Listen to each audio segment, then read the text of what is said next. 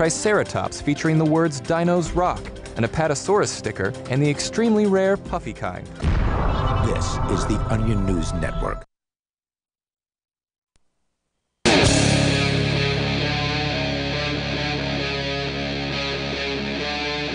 Free Talk Live.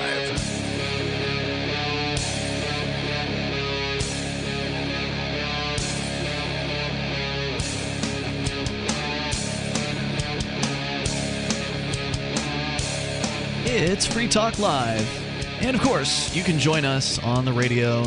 Take control of the airwaves here, toll free at 855-450-FREE, like freedom. That's 855-450-3733. And we do have Skype, so feel free to Skype on in here to the show at Skype username LRN.FM. Here tonight, it's Ian. It's Vincent. And Mark. And once again, toll-free number 855-450-FREE. Coming up here tonight, we can talk about the EU. Certain nations have decided they're not going to be thrown into their defense force. Vincent has that story. Plus, Mark, you've got a story about a conflict in a college over Islam. That's right. So we'll get into that coming up here. But unfortunate news out of the 7th Circuit U.S. Court of Appeals. That's the one that, I guess, has Chicago within its circuit. The story's coming from the Chicago Tribune. An activist who walked along the lakefront with her breasts exposed to protest Chicago's public indecency ordinance could very well have made her point with her clothes on, a prim and proper federal appeals court has ruled. But the decision to uphold a law that discriminates between male and female breasts prompted a split on the 7th Circuit U.S. Court of Appeals, and schoolboy snickering aside, an interesting debate between Judges Frank Easterbrook, Diane Sykes, and Ilyana Rovner in the 2-1 ruling. Sykes, who has been praised by President Donald Trump and is tipped as a potential future U.S. Supreme Court justice, wrote in the majority opinion that protester Sonoku Tagami was not exercising her First Amendment rights when she stripped off on Go Topless Day in August of 2014. At least they picked a warm month. Citing a prior case in which a court found that, quote, being in a state of nudity is not an inherently expressive condition, Sykes wrote that it was self-evident that the ordinance upheld, quote, traditional moral norms and public order, unquote. According to the ordinance, male breasts are free to be bared in public parks, playgrounds, on beaches, or in the waters adjacent thereto, in school facilities, or any municipal building. So apparently, a guy can just walk around school campus with his shirt off. No problem.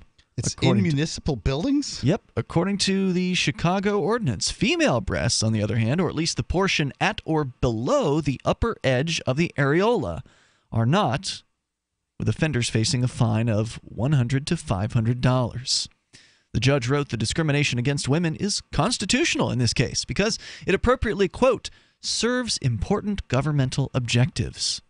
Now, what would the governmental objectives be exactly that are being served by this prohibition? I cannot fathom it, Ian. I'm really sorry, but the notion that... First off, I'm surprised that any woman. I guess I'm not surprised at any woman. I'm surprised that very many women would be very interested in bringing this case to court. But once they do, I am flummoxed as to how they could possibly lose.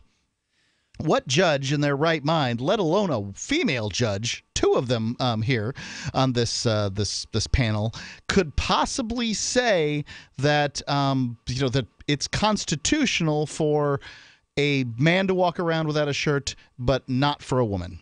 That does not make any sense at all to me.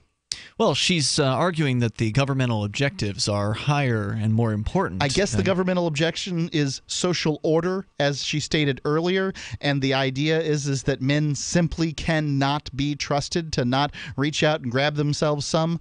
Right. If they see a topless woman, they're just going to go crazy and start raping, apparently. I think that's what the claim is here.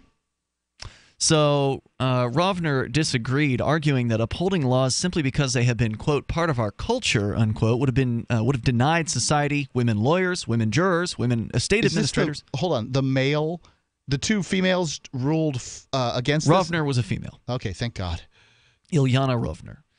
She said this would have denied society women lawyers, women jurors, women estate administrators, or women military cadets. Tagami was not sunbathing topless to even her tan line, swinging topless on a light post to earn money, streaking across a football field to appear on television, or even nursing a baby.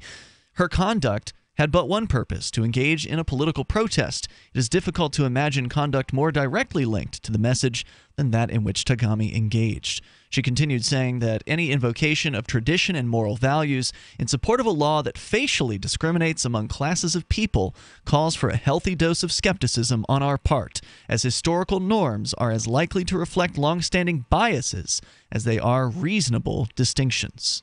What is interesting about this is these are two federal judges, is that right? These are appeals court. Yeah, federal appeals.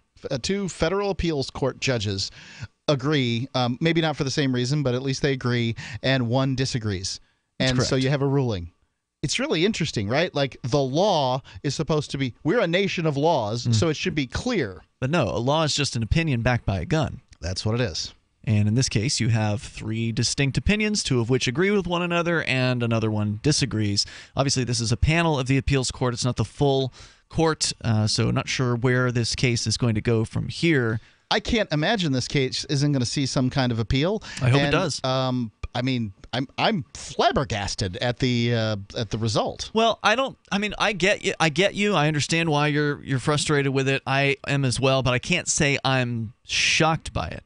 I mean, we're still in this very puritanical place in this country, and that's ultimately what this is based on. This idea that women should be prohibited from doing the very same thing that men are legally able to do, because the only reason is because, well, that's the way it's always been, and the reason why it was always that way is because of Puritanism, right? Because women are supposed to keep all covered up, or else men will start getting thoughts. But wait a minute, what about gay men?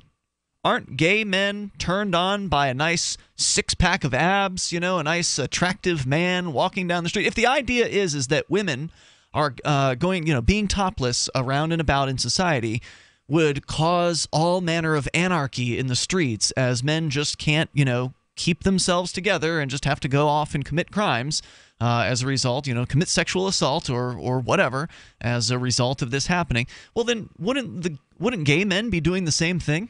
Shouldn't there already be a rash of, gay men grabbing at men's chests, grabbing at men's junk on the streets as they are parading about? I suppose I can defend against that if you'd like. The men would be grabbing women. The gay men would be grabbing men. Men are more able to defend themselves than gay men. You might say that that there's a certain classification of gay men, big muscle-bound gay men that might be grabbing small, meek little guys, and that might be the argument. But I think that the argument is it's ridiculous. It's just ridiculous. It's sexist against men. It's sexist against women. It is on its face unfair, which is what the judicial system's supposed to address. It doesn't make any sense to me. The city's claim boils down to a desire to perpetuate a stereotype that female breasts are primarily the objects of desire and male breasts are not, unquote. Lest she be misunderstood, Rovner added, quote, "Do I relish the prospect of seeing bare-chested women in public? As a private citizen, I surely do not." She says, "I would give the same answer with respect to bare-chested men, but I speak here strictly as a judge with the responsibility to accord Tagami her constitutional rights." Now, unfortunately, there's nothing more in the story besides the opinions of the judges, because I do want to know, is this going to be seen by the full appeals court? Because, again, it was only a 2-1 decision, so it's just a panel of judges, not the full appeals court. Or do you get to just jump right up? I don't know enough about the federal court system. Do you get to jump straight from the panel to the Supreme Court, or do you have to then go to the full Seventh Circuit appeals for a full hearing? I would think you would have to. Yeah, so if we hear more about this case, we're definitely going to let you know about it. Our toll-free number is 855-450-FREE like freedom. And this is a case that we've had to, or there are related cases like this here in our very own New Hampshire over the last few years. There have been, also in August, over the last few years, there have been these Go Topless days. This is kind of an international thing that happens. And some of the ladies here in New Hampshire went out and they protested this. They got arrested. And then ultimately they won their first case. But then later, in front of the same exact judge, they lost at a different case when they got arrested the second time. We can talk more about that. You can share your thoughts as well. Free Talk Live. Do you want to help build a better financial system for everyone? Join Dash. Dash is Digital Cash, a digital money platform designed to replace cash and help people manage their own wealth. It's fast and easy, fees are low, and transactions are confirmed instantly. Dash is decentralized, run by users who earn rewards for helping run the network and make governance decisions. Dash is set up to succeed where other platforms have failed. Give it a try at dash.org. Help people take control over their financial future today. Find out more at dash.org. Fireplaces and wood stoves are wonderful to have and provide low-cost heating, but they've got their drawbacks too. One of them is the increased likelihood that your home will burn. My primary advice is to never let fire into your home and make sure that you have an extinguisher on every floor and the garage, and that everyone knows how to use it. But if you love your wood stove, don't want to give it up, make sure that you keep things away from it and have a professional clean it every year. The pro will make sure the chimney is properly functioning also. Make sure to dispose of your ashes outside too. I got my Blink home security system delivered right to my door. I downloaded the app and it walked me right through the easy setup. Even with my complicated router system, I was done in like 10 minutes. Now it notifies me whenever something moves in front of the wireless cameras, or I can just check it whenever I want right from my phone. And I got you a deal. Get 3 Blink cams for what the other guys charge you for 1, plus an extra 10% off. Visit blinkprotect.com/FTL. blinkprotect.com/FTL. blinkprotect.com/FTL.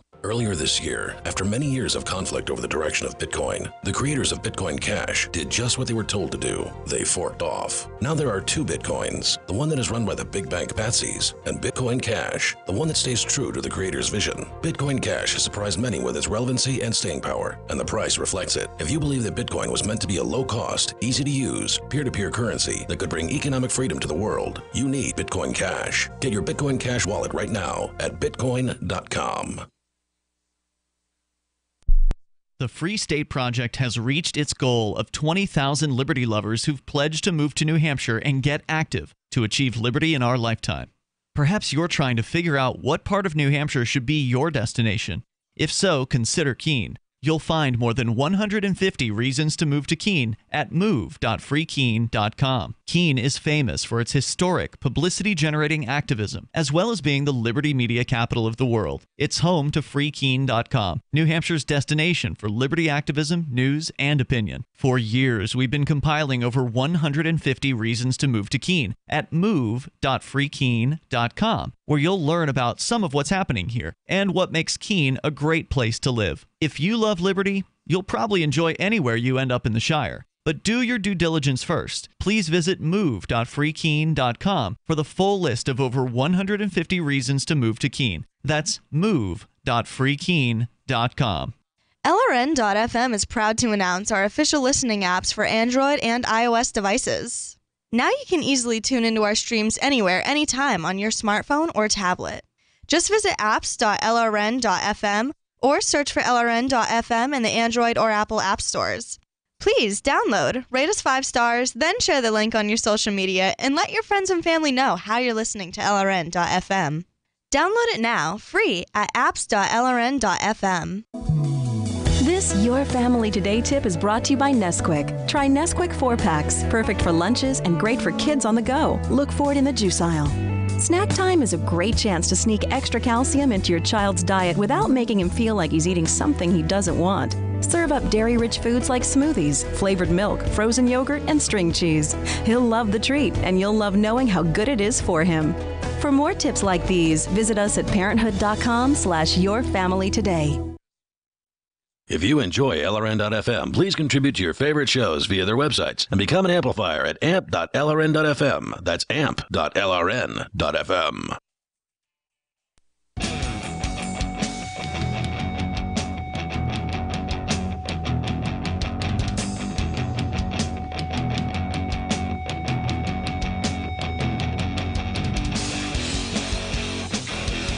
Free Talk Live. Dial toll free. Join us on the radio. Our number here is 855-450-FREE, like freedom. That's 855-450-3232. 888-3733, and you can Skype in here. Skype username LRN.FM with you here tonight. You've got Ian. Got Vincent. And Mark. We've got a lot to talk about here. Cryptocurrency, of course, always something that we love to discuss. If you want to learn the basics about Bitcoin, it's back up. About a week ago, it kind of went down for a little while. It is now over $7,000 per Bitcoin once again. The comeback kid. And Bitcoin is actually, I think it was, what, 7,300 today? I don't know if it was that high, but okay. I feel like it did. Actually, I think it might have peaked up at like 7,500 today. So if you want to learn the basics about Bitcoin, there's no better time to get started than now. Go to Bitcoin.com. That's Bitcoin.com. They've got not only information about Bitcoin, but news about it as well. So you can go to the news site at news.bitcoin.com, and they'll keep you in the loop. As we continue here, we're talking about a disturbing story out of the Seventh Circuit Court of Appeals, where a panel of judges ruled 2-1 to sadly uphold the Chicago ordinance prohibiting women from being topless. Totally fine if you're a guy, no problem. In fact, the ordinance even allows you to be topless as a man in a municipal building. In a municipal building and on school properties. So apparently that's not a problem. Well, if you're playing shirts and skins, you need to be able to do that. I don't know what that is. What?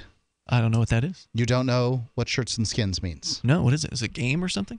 It's a way to distinguish different teams on particular sides. So if you were playing soccer, okay, the shirts would be on one side, the skins would be on the other. Oh, so somebody would be topless on the other side is what you're saying. That's correct. Oh, okay. I've never heard of that But before. you could do it with basketball or you could do it with any sport. Normally in sports, it seems like they have different team jerseys or whatever. It's for schools too poor to afford those. Oh, okay. Gotcha. See, I never went to a school that even had team sports until like the very end of my high school career. So don't know anything about it. Anyway, sad to hear, unfortunately, that they have ruled against this particular thing. Hopefully we're going to see an appeal, and maybe it will be successful at the higher level, because this is tragic. The judges in this case, the 2-1 ruling, one of the judges writing for the majority basically claiming that, well, this serves important governmental objectives, she says, suggesting that the objectives in this case would be to, I guess, stop all-out anarchy from happening by a woman walking topless down the street or being topless at the beach. I just don't understand it. Vincent, I don't understand how a female judge could come to the conclusion either. Well, I mean, certainly she could be jealous. The woman in this case, Sonoku Tagami, is not an unattractive female. I mean, I looked at pictures. I didn't see a very clear picture of her. Where are you getting that from? I mean, I looked at a few pictures, some of the video footage. She's a young, attractive Asian woman. And certainly old, haggard judges probably, maybe they feel a little jealous. I don't know. Vincent, did you want to weigh in on this before we go to your calls? Well, yes, I absolutely agree, Ian. In a city where people aren't allowed to own firearms to defend themselves, the number one tragedy is a bunch of skanks aren't allowed to walk around topless. I absolutely agree. My heart bleeds for these people. In this case, I would not call this woman a skank. I'm just saying in general. Well, regardless, people... I mean, like, it's a term my father coined after the Keene beer pong protest. It's called the pimple on the ass of tyranny.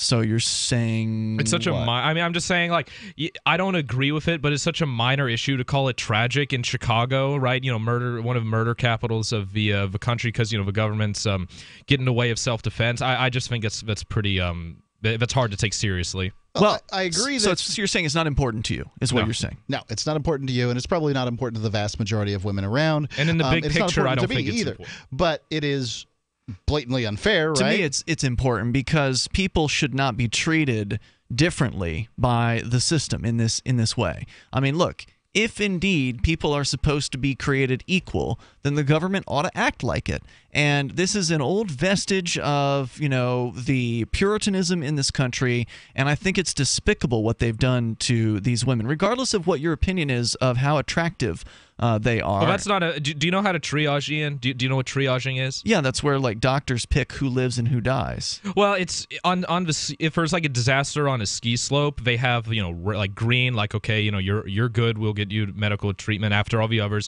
Yellow, red, and then black, where you just have to leave it alone. And if you have time to get back to it, you get back to it. So I'm just saying, in terms of triaging what issues to get all up in arms about, this is a green, or this is. Well, I concur completely with you. However, that this case made it to a federal appeals court because this woman took the time and energy to take it there.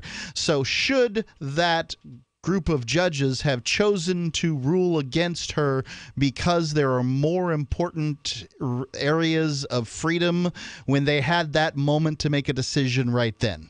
That doesn't make much sense to me. I mean, I'm with you. This is not an important issue. Not to you. I think it's objectively not important in the grand scheme of things. No, it's at least all in subjective. terms of Chicago is It's concerned. all subjective. If somebody can be taken off of the streets and put in a jail cell because they wanted to walk around topless, that's an outrage to me. Now, okay, so what do you call someone who defends their house with an illegal gun there? What do you call that? I think they should be able to do that too. I think that people should be left alone if they're doing things but there's that are their something right. We're talking about rights. We're talking about human rights and here. I'm not saying you should have a right to bear arms, and you should have a right to bare your breasts as well. I'm just saying, with the right to bear arms, at least in terms of Chicago, the person is subjected to something, right? Subjected to a robbery, and they defend themselves, compared to someone who actively decides to go out and break the law. If you walk around with an open carried gun in Chicago, you're going to get arrested there.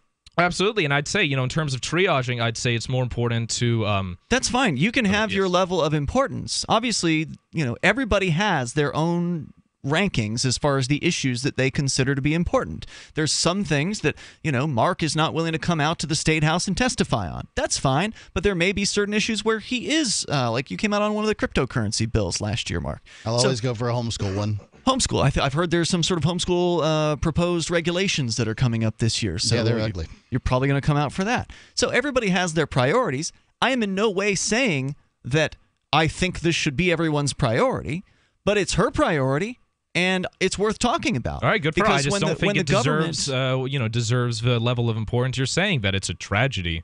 It is. If somebody's taken off the street, anytime somebody is taken off the streets, taken away from their freedom because of some Puritan, because of some old, decrepit judge, or this ridiculous system run by a bunch of politicians enforcing their moral viewpoint down people's throats, I think that's sad. And I think that she knew what she was going to do. So I'm not saying it's a tragedy. She knew what she was going to do, and she took responsibility for it. Good for her for going to court. I'm just saying, compared to someone who doesn't want to be involved in anything and they're forced to defend themselves, I'm saying that's a tragedy. This isn't. Sorry, let me ask you this, Vincent. Do you think you will get this hard-headed a-hole to change his one word? We're talking about the word tragic at this point.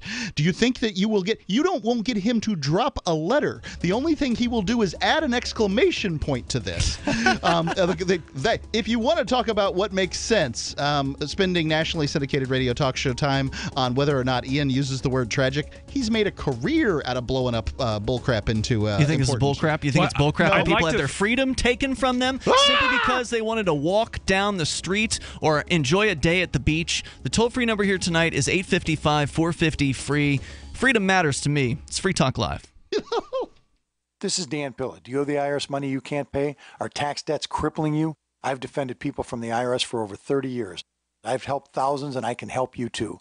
I wrote the book on IRS settlement, and I'm telling you, there's no such thing as a hopeless case. Call 800-34-NO-TAX to finally get free of IRS debt. With the IRS's new programs, there's never been a better time to solve your problem. Call 800-34-NO-TAX. That's 800-34-NO-TAX, or my website, danpilla.com.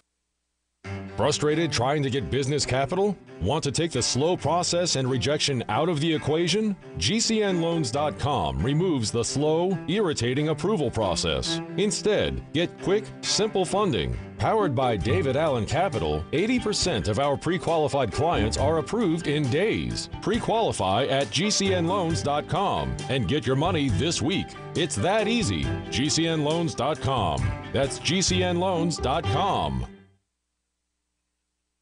This is Michael Dean from the Freedom Fiends. I've run websites since 1996 and have used over a dozen web hosts in that time. AgristHosting.com is the only one that hasn't broken my heart. Agrist Hosting's uptime and service is stellar. and their DDoS mitigation is the best I've seen. That's important because if you tell the truth in this world, you'll ruffle feathers. And some people will try dirty tricks to silence your voice. No matter what the haters hit us with, Agorist Hosting keeps our websites online. If you have a mission-critical commercial presence or a world-changing activism site, you cannot tolerate any skullduggery. So go with agoristhosting.com. Have a WordPress or blog site, but you're not satisfied with performance or uptime? Or just want raw hosting? Want to pay with Bitcoin? Agorist Hosting specializes in high-performance hosting with personalized service. Go to agoristhosting.com and click on the button that says Get Hosted. That's agoristhosting.com. What do you shop for that you could otherwise buy at Amazon? Pretty much everything, right? Amazon has competitive pricing and they deliver, and that's a big plus. If you could plan ahead in your shopping, would you be interested in saving up to 33%? There's a catch. You have to do your shopping in Bitcoin. But imagine those savings. It's like a huge raise. All you have to do is go to saveitpurse.com. We've saved thousands, and you can too.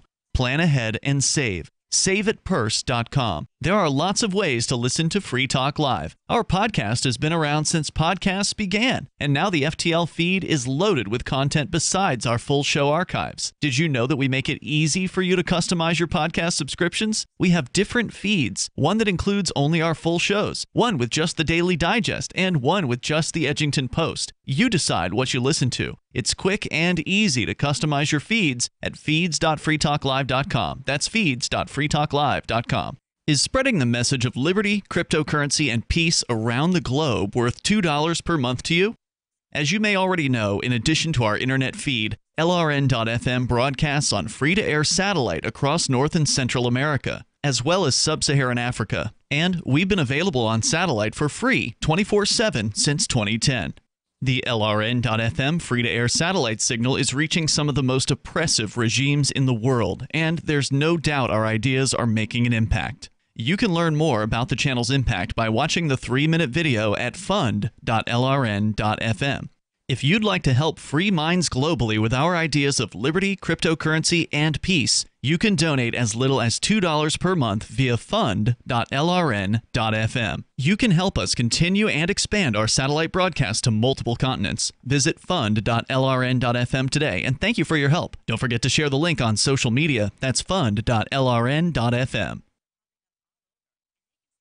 You're listening to the best liberty-oriented audio streamed around the clock, on the air, and online. This is the Liberty Radio Network at LRN.FM.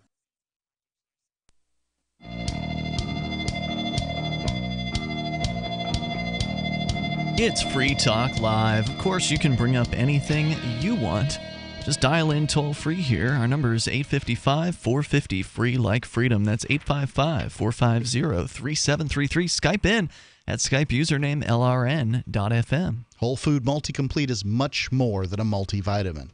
Please go to simplifymysupplements.com and check out the list of ingredients they've got there. It is just amazing what goes into Whole Food Multi-Complete. It's got a vitamin and mineral formula, an enzyme blend, a probiotic blend, antioxidant blend, immune support, bone and joint support, and energy support, all in one supplement.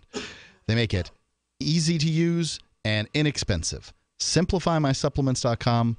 I love this product. I'm going to take it for the time being, for quite the time into the future. I really like it. SimplifyMySupplements.com. Enter coupon code FTL. Receive 10% off on your order every time you order. Satisfaction guaranteed or your money back. SimplifyMySupplements.com. Yes, they take Bitcoin. Coupon code FTL. Don't you get a discount if you pay with Bitcoin there? I'm not sure what the specifics are. I thought it was 10% off. Okay. Well, you're getting 10% off with the coupon code FTL. I don't know if it's tax. Oh, I see what you're saying. Okay. Yeah, I'm sorry. So you get the discount in Bitcoin if you pay with Bitcoin. So you can get 10% off either way. Okay. It's 10% off normal, 10% off Bitcoin, but you got to let them know in email. Yeah, you got to email them for the Bitcoin thing. Yep. And then you have to tell them FTL in the email. Mm-hmm. So we're going to continue with your calls and thoughts. Stefan is on the line in Ohio on Skype. Hello, Stefan. I'm going to address what Mark said a minute ago about you being a little hard-headed. I think Ian is just being firm with his beliefs. Yeah, how dare I be hard-headed when it comes to freedom? Huh. Outrageous. I agree with that. I don't care. I mean, Vincent had brought up the fact of, well, people's right to bear arms is being infringed in Chicago. What does that have to do with the case at hand? This woman was taking off the street simply because she had her baby feeders out. Boobs weren't made to look at. So why are people flipping out over something like this? Yeah, they're definitely made to look at. Clothes. I mean, there's something to be said for the attraction that men and women have to the same or opposite sex, depending on whatever attraction they have. And most people can appreciate somebody who's got an attractive body. I mean, there's no doubt about that.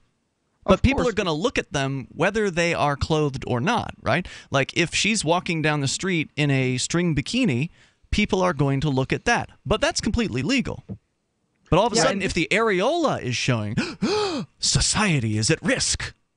Right. Society's at risk. Your children might see some boobs. They might, they'll complain about things like areolas exposed while they're serving food or something like that because, I don't know, lactation. I'm not entirely sure what the reason is. That's my guess. But there's none of that going on. They had to simply retreat to the point that they said social order, which to me suggests that they believe that men are going to run around, are going to be immediately pack up and take down women with shirts off. And it just sounds ridiculous to me. So I agree. There are nudist beaches out there which do not have problems like this. However, what I was trying to impart to Ian in the last segment when I was coaching young Master Vincent here is that getting upset and trying to convince Ian of anything is a waste of your precious time on planet Earth.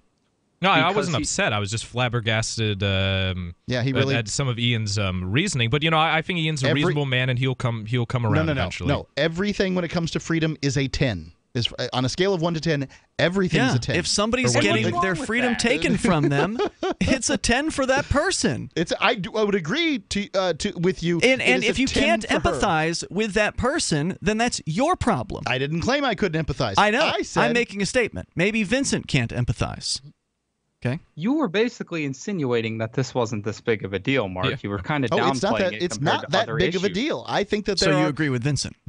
Bigger issues that could be addressed. However, the fact that this came before an appellate court means that now's the time to work on it, and that appellate court should have come to the decision that they should have come to.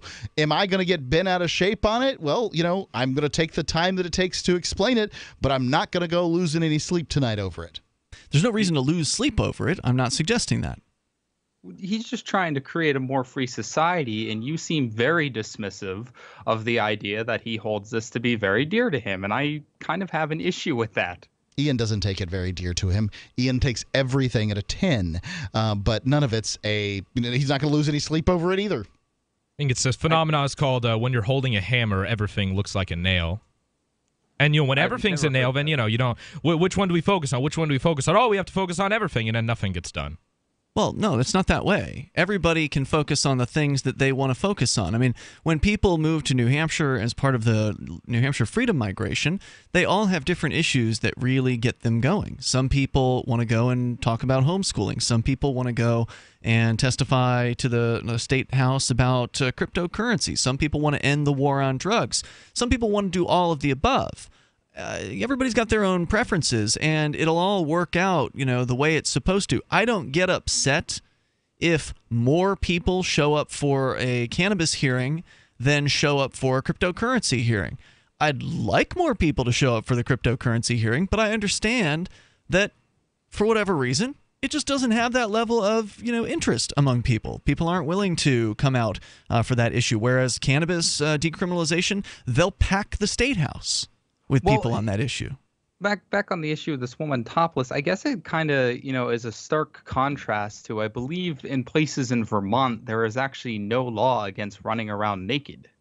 It's actually the entire state of Vermont. It is a few places in Vermont that have actually outlawed it. So the reverse is the case, meaning that most places in Vermont you can be naked in public.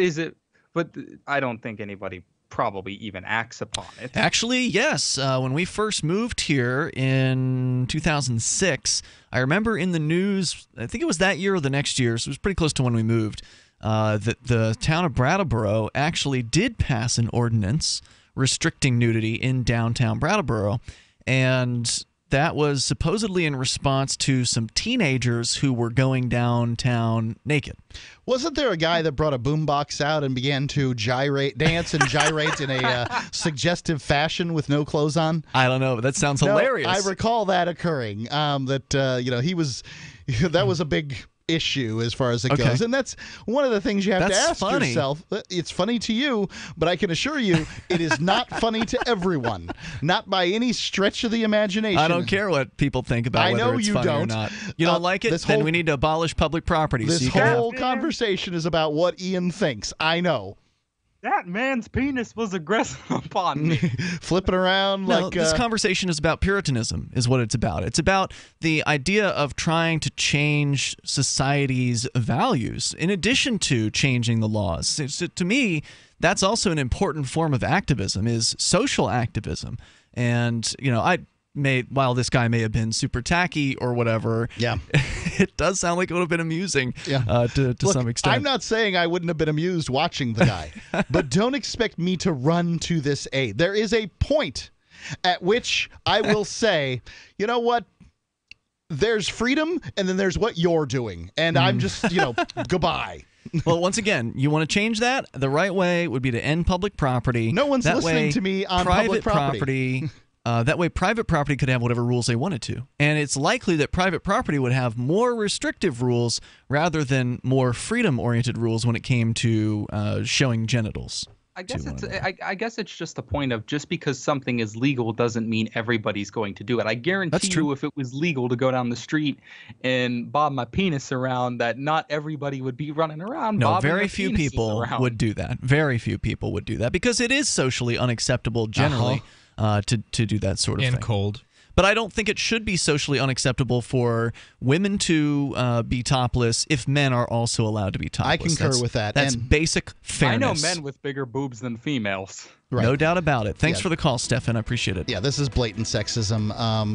Look, you can't even make it to the level of European beaches. I mean, you're not very socially progressive. All right, there's more on the way here. You can take control of the airwaves. You can bring up what you want. Our number is 855-450 free like freedom. That's 855-450-3733. We'll go to college campus where, Mark, you've got a story about Islam, and we'll share that coming up. And you can take control of the airwaves. From the first letter of Captain Mark. History is full of flowery documents claiming to limit the power of the crown, but these poetic social contracts have been impotent to prevent the predation. Limited government is a lie they use to keep us submissive.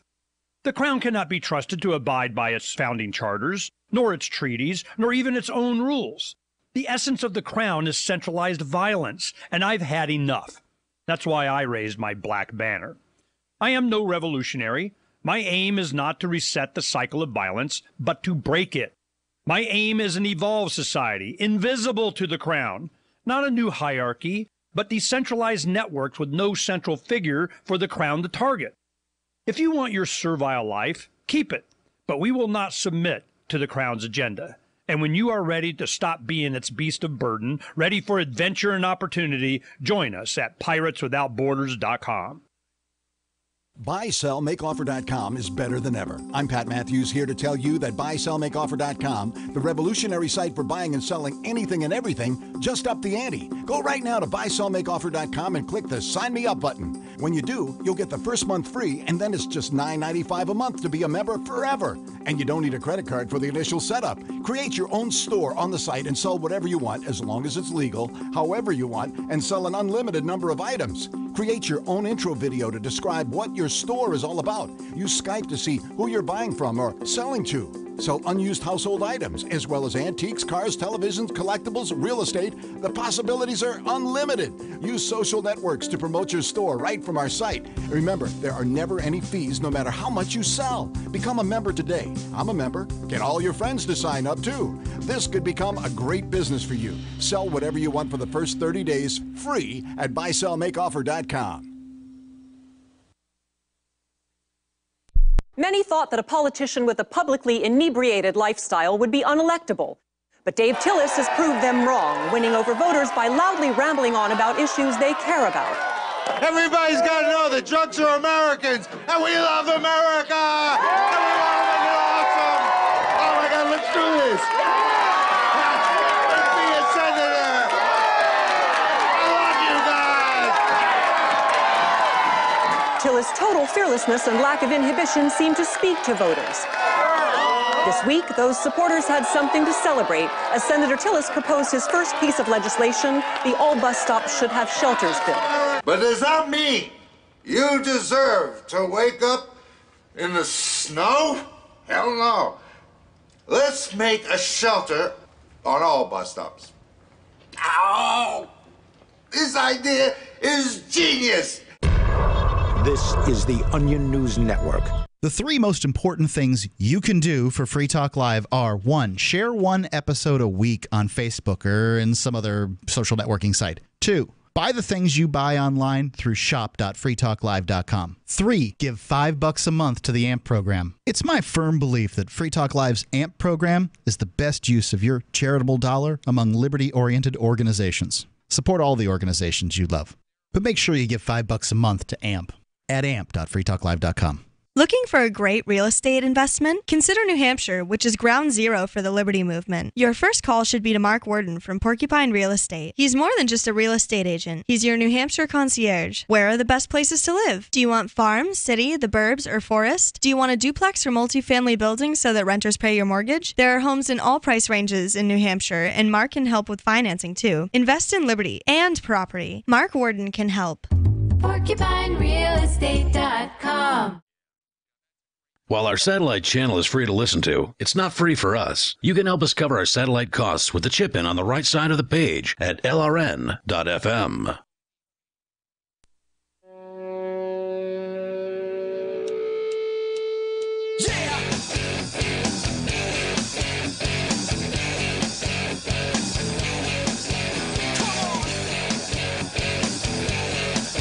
Yep, it's Free Talk Live, and you can bring up whatever you want by dialing toll-free here. Our number is 855-450-FREE like freedom, 855-450-3733, and you can Skype on in here at Skype username lrn.fm. So, Mark, you've been holding on to this story about a college campus somewhere and a conflict over Islam. What is going on? Yeah, this is from Reason's Hit and Run blog, and I thought it was a pretty telling, interesting conflict. So, a bisexual male student at the University of Texas, San Antonio, said during an informal conversation outside of class, so chit-chatting with somebody at the University of Texas, this fella goes both ways. He was uncomfortable with Islam because people still receive the death penalty for being gay in 10 Muslim-majority countries. Okay. All right? He has stated a fact. I am uncomfortable because this occurs. 10 people receiving the death penalty for being gay. Now, I've heard these problems in Uganda. I have not heard these problems elsewhere, but nonetheless, I mean, that actually... I'll buy the claim. I'll buy the claim that in certain Islamic countries that could be the case. Right. Abrahamic religions, and probably most religions, my guess is, are traditionally not... they don't look well on homosexuality, period. So it doesn't surprise me that a conservative Islamic country, might look poorly on homosexual behavior. So, for expressing this thought, the student, Alfred McDonald, who no longer attends the school, was instructed to meet with the chair of the philosophy department, Eve Browning.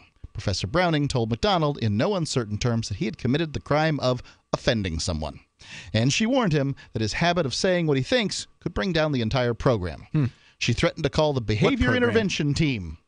Bring down what program? The whole college? Yeah, basically, it's bad for the program for you to have an opinion. Okay. That's ridiculous. So she's threatened to call the behavior intervention team and referred McDonald to counseling. She did everything but send him to, counseling entirely. So, unfortunately for Browning, McDonald secretly recorded the conversation and sent it to the Gay Star News.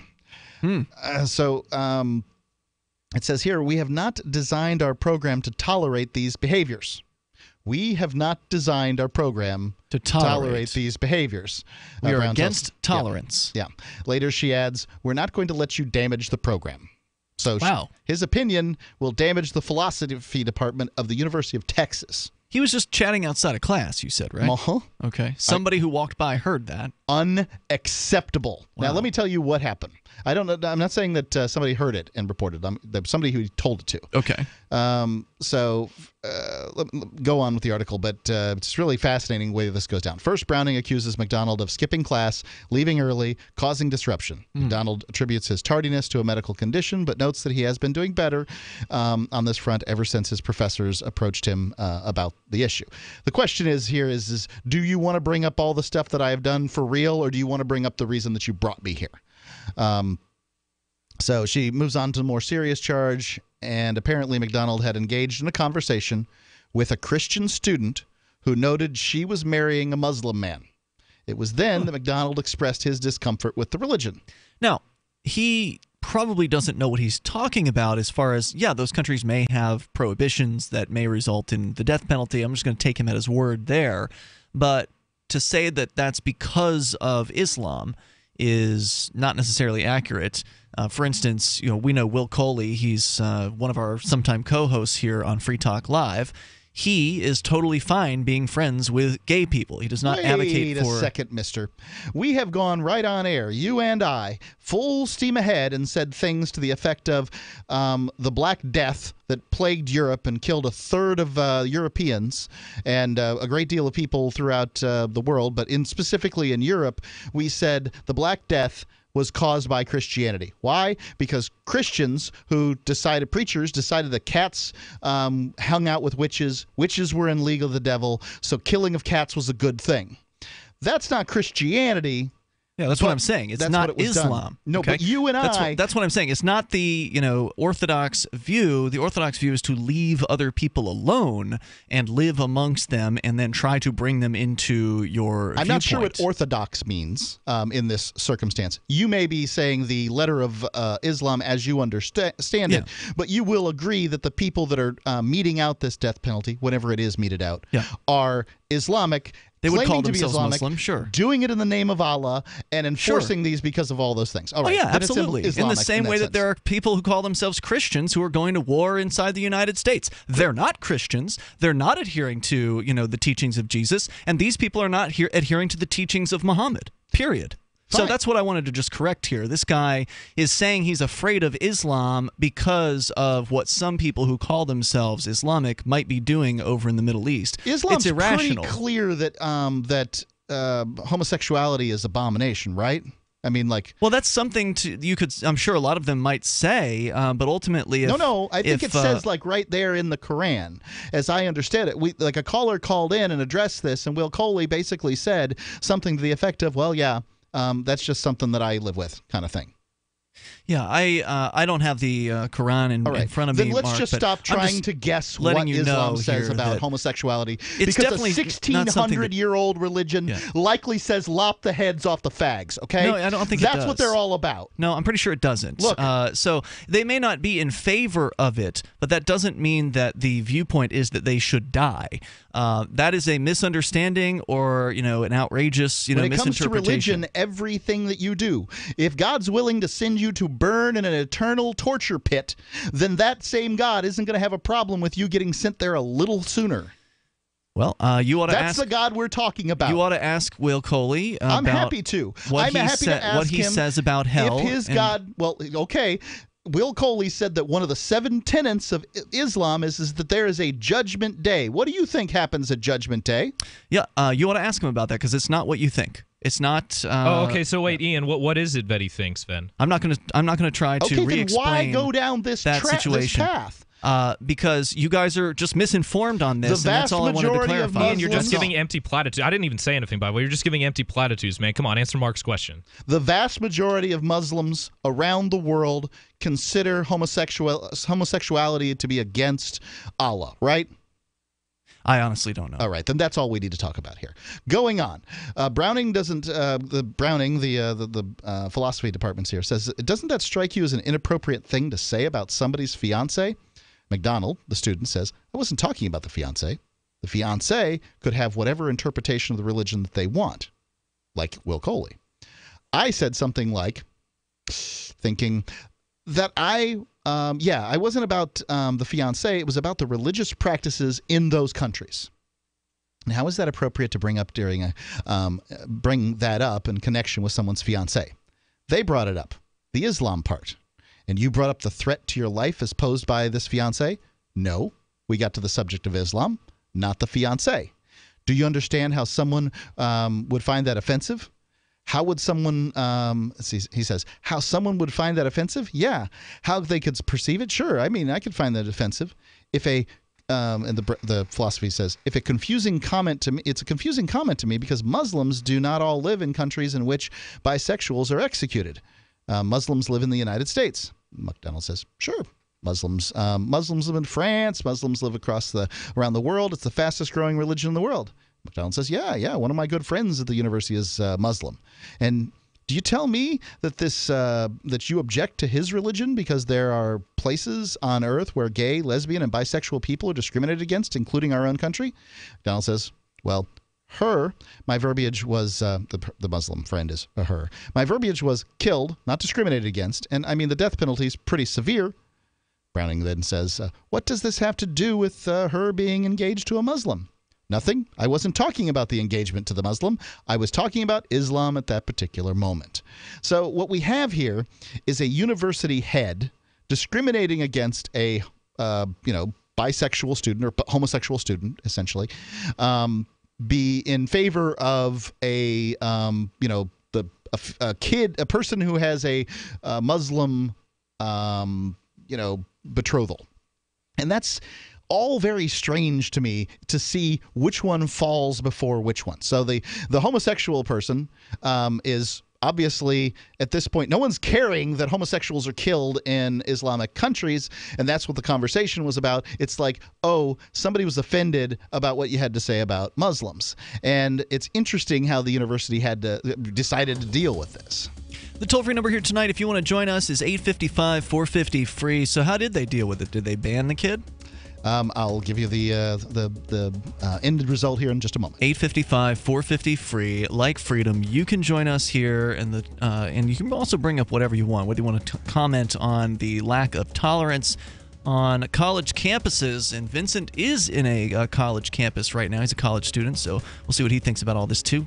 Hour number 2 is on the way. Free Talk Live. Have you checked your Google search results lately? Search results are usually the first impression that people form of you or your business. So make sure that they create a positive impression with ReputationDefender.com. What the internet says about you can have a big impact on your life and your livelihood, even if it's not true. Fortunately, you can now control how you look online and in online search results with ReputationDefender.com. Call 800-831-0771 now. That's 800-831-0771 for your free reputation analysis. If you have negative material from an ex-employee, upset patient, or former client, newspaper article, legal issue, social media, or other source showing up in your search results, you can combat it with ReputationDefender.com. Our dedicated experts in patented technology can help make your online search results look their best. Call 800-831-0771 to learn more. 800-831-0771. That's 800-831-0771. Or visit ReputationDefender.com.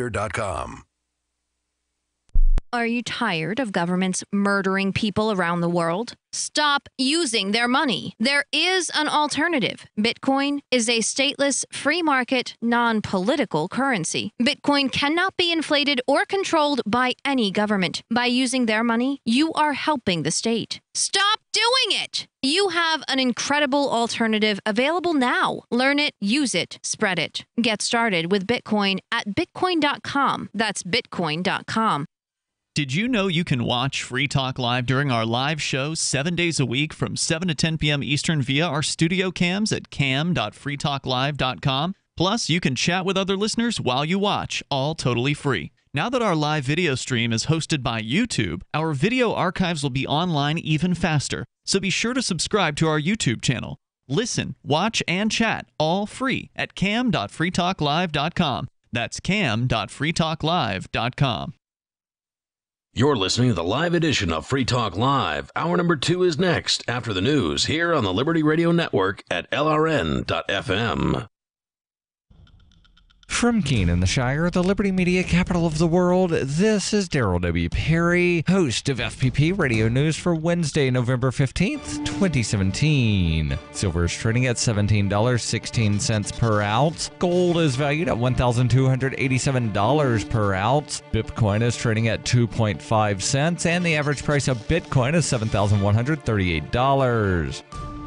Antiwar.com reports the humanitarian calamity in northern Yemen, fueled by Saudi Arabia's blockade, has been killing large numbers of people as a result of lack of medicine and increasingly scarce food. The situation just got much worse. Hopes that the Sana'a International Airport would be open to aid flights to at least slightly ease the crisis were dashed Tuesday morning when Saudi warplanes attacked the airport, destroying its navigation station and effectively shutting it down. This is not the first time Saudi planes have attacked the airport, and indeed strikes against aid delivery sites, the airport and Hadada port, which have been recurring throughout the war, making aid shipments all the more complicated, even on those rare occasions where the Saudis let such aid in at all. Saudi officials offered no justification for the attack, which added even further to UN concerns about the shortages across Yemen. The Saudi strikes underscore their increasing willingness to use aid restrictions as a weapon of war, just the latest in a litany of war crimes they've committed since the 2015 invasion.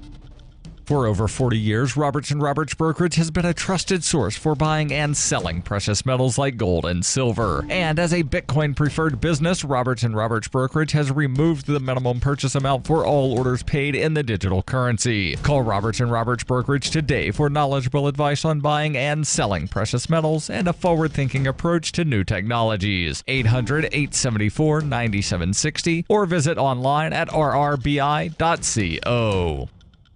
UPI reports a Louisiana man who spent the past 45 years in prison will be released after a judge overturned his rape conviction because the prosecution withheld evidence that could have proven his innocence. 65-year-old Wilbert Jones was convicted of aggravated rape in 1971 and sentenced to life in prison. The Innocence Project recently took up his case and argued that Jones deserves a new trial because he was misidentified and that prosecutors originally failed to disclose that they'd linked a different man to strikingly similar crimes in the years leading up to Jones's conviction. District Judge Richard Anderson agreed with Jones's attorneys and threw out his conviction on October 31st. On Tuesday, Anderson set a $2,000 bail for Jones, who is expected to walk out of prison a free man on Wednesday. During a bail hearing at the 19th Judicial District Courthouse on Tuesday, Hunt Correctional Center Warden Timothy Hooper testified that Jones had been a model prisoner during his nearly half-century of incarceration, and fellow inmates saw him as a role model. Hooper also said Jones, who has been in prison since the age of 19, has recently taken a re-entry class to make the transition to life on the outside. Jones was accused of abducting a nurse from a hospital parking lot and raping her on October 2nd, 1971. A few weeks after that incident, another woman was abducted from a parking lot and raped. Fingerprints belonging to a man named Arnold Ray O'Connor were found in the second case, and he fit both victims' descriptions of the attacker. He was arrested on suspicion of rape, but never charged. Prosecutors never told Jones's defense attorneys about the second abduction and rape incident during his 1971 trial. 2 years later, O'Connor was convicted and sentenced to 40 years in prison for armed robbery during a home invasion rape that was also near a hospital. Baton Rouge prosecutors said they cannot retry Jones because the victim died in 2008.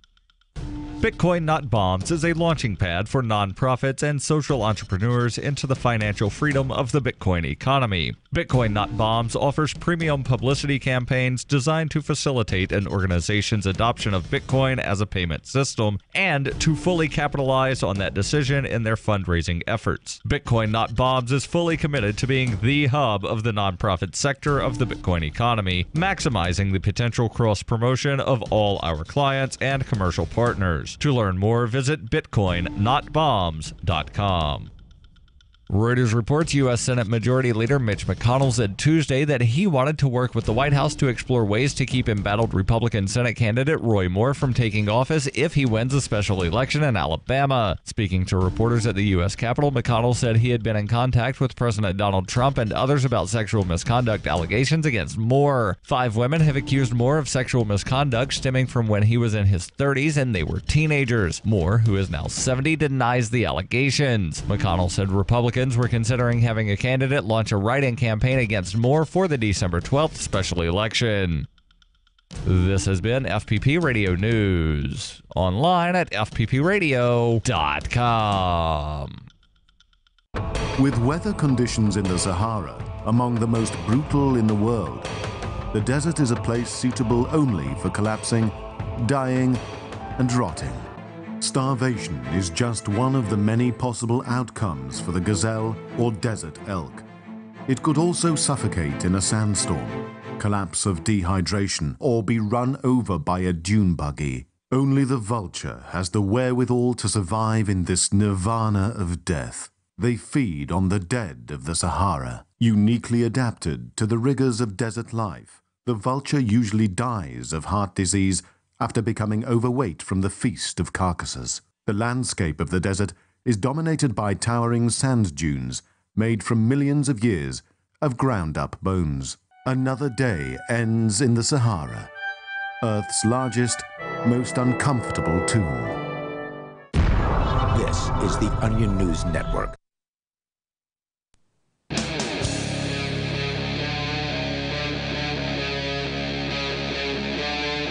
Free Talk Live. It is Free Talk Live, and you can bring up whatever you want. Our toll-free number is 855-450, free like freedom. That's 855-450-3733. We've got Skype. Our Skype username here is LRN.FM. With you in the studio tonight, it's Ian. It's Vincent. And Mark. Mark's been telling us about a college controversy involving a bisexual male who made some comments that were not exactly friendly towards Islam. He does not believe that Islam is friendly towards gays, and he suspects that they all want to put him to death, is basically what I understood from the comments. Bit of a stretch, but yes, I mean, you know, and I think it's pretty fair to say that Islam and Abrahamic religions generally have not historically been really, welcoming to homosexuality. Yeah, I would say that that's true. I think it's generally seen as a sin by those traditional texts and beliefs. However, I don't think that everybody who's involved in Islam wants to put gay people to death. I think that is Christianity or Judaism, exactly, or any other religion. I mean, out there. and where in any of that article did you get that idea that someone was suggesting that, Ian? Well, he had said that he did not want to. What was it he didn't want to do with the guy from? What was the original comment? The comment was he was chit-chatting with this gal who was in his philosophy a Christian department. girl. Yep, the Christian supposed person. Christian. And she said she was marrying a Muslim, right? Which is fine within the Abrahamic traditions there, Vincent. You can do that. And then he at some point in the conversation. Now, it's rather autistic to just jump right into, I don't like me some Muslims because there's 10 Muslim countries that kill gay folks. Isn't that what he basically said, though? We don't know what was said. Okay. Because we don't know how long the conversation went. Yeah. Like maybe he said, well, what do you think about that whole Muslim thing? How's that going for you? Maybe he asked some questions, found out what was happening for her. One of the things that concerns me about Islam is that even though I've got a friend who's Muslim, is that there's some Islamic countries where they execute gay people, and maybe he's just trying to find out what they call a Christian friend thinks about gay people. Was this a friend? Because didn't this friend go and report him? Well, friend is probably a pretty loose term here. Call him classmate. Okay, right. This person then went and reported him for his comments, and then he got taken into... Maybe he thought that friend was a friend. I mean, I see. Who knows? Right, and then he got taken in and taken to task over it. And I think that he should, be left alone if the school wants to preach tolerance, which apparently they don't, because they said they are intolerant towards these viewpoints. But tolerance is... this is what I'm trying to impart on this. Tolerance is a scale. Here in the United States, we have a new PC scale, and I think we've found out where the gay folks end up on the PC scale versus the Muslim folks. Does that make sense? You're saying the school is putting Muslims higher than gays on the importance scale. Right. The school could have said, we would like you, Christian gal, to state that executing gay folks in Muslim countries is completely unacceptable, which would have been just as weird and just as stupid as what happened in this story, right? Where a guy ends up in a basically threatened with a re-education camp. They have something called the, basically... You said he left the school, right? Yeah, he left the school. school. On his own volition? Yeah. What would you continue going there? No. He has some health problems and decided, maybe this isn't just worth giving these people my money anymore. But they do have a team. I can't find the name of the task force here right in my notes, but they have some kind of task force for re-education that he was threatened with, and he's like, no thanks, and I'm out of here. So that's what happened. And the philosophy department is probably very happy to have him gone because this just fits their whole narrative, right? The intolerant gay folks, gay person is now gone, and we can embrace the woman who's marrying the besieged Muslim guy.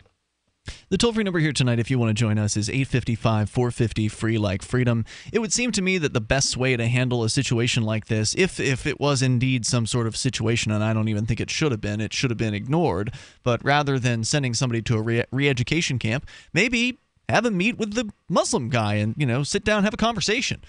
Because it's one thing to look at what a government does and say, oh, this is what this religion believes based on what the government does. That's not the case at all. And that's what I was trying to say in the last segment where you guys jumped down my throat, was that just because the government does something... I stopped you from strawmanning what that person was saying. I wasn't jumping down your throat just because someone who disagrees with you, Ian. I don't know anything about a straw man. Islam, you run to their aid. Islam is an old Abrahamic religion that is no better than Christianity.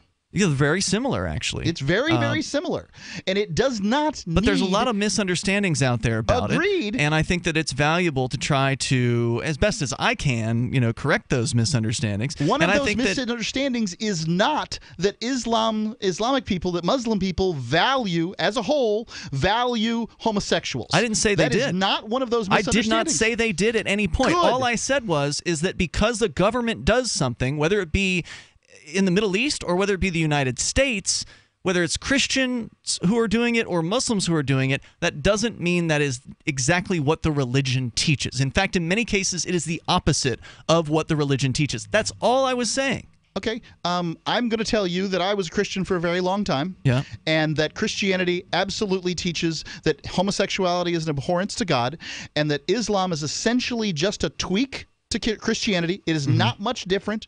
As a matter of fact, they mention Mary and... it's a sin. Yep. According to them. According to both of those religions, it's a sin. It's but that doesn't mean that you hate the sinner, right? Like, you're supposed to show love towards people who are sinning in these religions. But religions are held by people, and people suck. Right? There are definitely some problems with people. There's no doubt about that. So that's only the only point I'm trying to make is that it is a fair guess that if you are a gay person and you are around a large amount of people who are religious, be they very traditional conservatives, Christians, or Muslims, or Jews, or whatever, that it's not going to be very pleasant. If you happen to be in a country that is controlled by people of these religions, specifically Islam, because I haven't heard of any traditional Christian country executing any gays anytime recently for that. It's been decades. Certainly Great Britain and the Turing guy. There's a good argument for that one. But, it's the Muslim countries that are swinging the axe. Well, according to, let's see here, Uganda, which is definitely an anti-gay country. It's an anti-gay country, but it does, there's both Muslims and Christians. There are Christians and Muslims as the major religion there. So let's go to Surf Daddy in Ventura, California. You're on Free Talk Live. Hello, Surf Daddy. Hey, guys. How's it going? Hey, what's on your mind tonight? Hey, I've been a listener now for 3-4 years. You guys have a great show. Thank you. Go ahead. I appreciate that. I guess I'm going to pile on a little bit, Ian. Throughout those years, you've always had a contempt, I would say, for organized religion, which is fair. That's understandable looking at history. But it just seems that you don't hold Islam to quite the same standards that you do some of the other religions that you criticize. What do you mean? And I'm kind of listening to the argument you guys are having here, and it just you're not as critical. I said the exact same thing. I said that Christians and Muslims do not have, when it comes to government, the governments many times do the exact opposite of what the books and the prophets in those religions teach. Yeah, well, it's just coming across that way to me. I'm just okay, but can you give me a more specific example? Your conversation has morphed since since I started listening about 20 or 30 minutes ago, you were quick to defend Islam. And it's no, just I in don't your defend tone. Islam in that they consider gay people to be being a sin. In my opinion, love is not a sin. If two people or more than two people love one another, I think that's beautiful. I'm not a Muslim. Let me ask you this question. When have you rushed to the aid of Christianity? Because you're not rushing to the aid of Muslims. You're rushing to the aid of Islam here, right? Like it's the philosophy. I'm not rushing to an aid of anything here. If somebody's wrong about You're an something, apologist. if somebody's wrong about something, I'd like to clarify that. That's all. And I think that plenty of people are wrong about Christianity. And we've talked about Christianity and how, in my opinion, we on this show have talked about Christianity on a number of occasions. Hang on, Surf Daddy, we can bring you back here in moments. And I've made it clear that I think that Jesus has set a great example, but most Christians don't follow it. Dash is digital cash, a digital currency designed to replace cash and help people manage their own wealth. It's fast and easy, fees are low, and transactions are confirmed instantly. Pay anyone, anywhere in the world, anytime for just pennies on the dollar. Dash is the first digital money that's governed by its users. Join Dash at dash.org and help build a better financial system for everyone. Find out more at dash.org. Fireplaces and wood stoves are wonderful to have and provide low-cost heating, but they've got their drawbacks too. One of them is the increased likelihood that your home will burn. My primary advice is to you is to never let fire into your home and make sure that you have an extinguisher on every floor and the garage, and that everyone knows how to use it. But if you love your wood stove, don't want to give it up, make sure that you keep things away from it and have a professional clean it every year. The pro will make sure the chimney is properly functioning also. Make sure to dispose of your ashes outside too. I got my Blink home security system delivered right to my door. I downloaded the app and it walked me right through the easy setup. Even with my complicated router system, I was done in like 10 minutes. Now it notifies me whenever something moves in front of the wireless cameras, or I can just check it whenever I want right from my phone. And I got you a deal. Get 3 Blink cams for what the other guys charge you for 1, plus an extra 10% off. Visit blinkprotect.com/FTL. blinkprotect.com/FTL. blinkprotect.com/FTL. Have you wanted to get into Bitcoin mining but don't want to deal with the hassle and frustration of operating the mining hardware? Let pool.bitcoin.com handle it for you like I did. Just visit pool.bitcoin.com and use their calculator to estimate what you could end up making. You get to decide which Bitcoin you want to mine. If you already have mining equipment, you're invited to join pool.bitcoin.com. Get all the details and get started mining Bitcoin at pool.bitcoin.com. Since time began, tyrants have taken aim at personal liberties. Now there's a movie that aims back. The government has no more right to tell us what to put in our bodies than they have to take our guns or tell us what books we can read. 6 drug police were eaten by bears while raiding a marijuana farm. On your knees, you dirty hippies! Jesus. On your knees! What's the problem, officer? Today, many cops who enforce pot laws do so only because it provides them with cushy jobs, good benefits, and a chance to push people around. I was an undercover narcotics officer. The drug war is nothing but a farce. The Second Amendment says you got to keep you and your gat intact.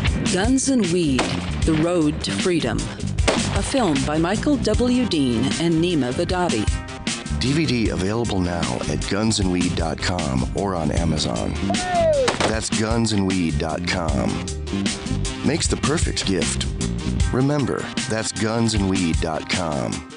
Did you know we've taken our LRN.FM telephone listen line to a new level with the LRN.FM audio on demand line? Now you can call 712-770-8447 anytime and listen to LRN.FM's live feed. And you can listen to a bunch of our original shows on demand. Long distance fees may apply. Just dial 712-770-8447 and choose from the menu. 712-770-8447.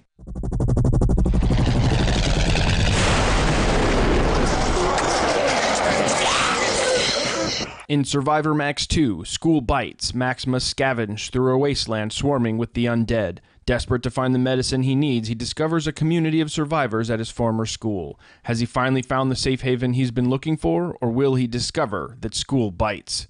Look for Survivor Max on Facebook, read reviews on Amazon, and read Chapter 1 at survivormax.com. Do you love Twitter? Make sure you favorite the LRN.FM Twitter account so you can receive our tweets at twitter.lrn.fm. That's twitter.lrn.fm.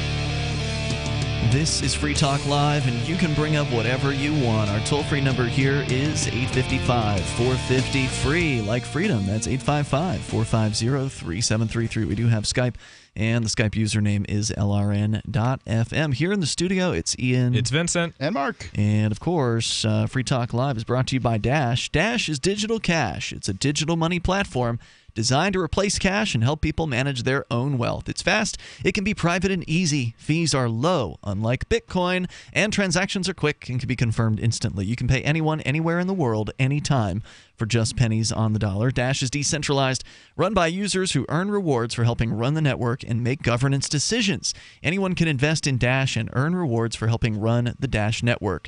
Join Dash and help create a better financial system for everyone. Take back control over your financial future today and find out more at Dash.org. There's a lot of momentum behind Dash right now. Go to Dash.org and find out why. And I got to say, I put it off for a long time, making the flip over to promoting Dash over Bitcoin.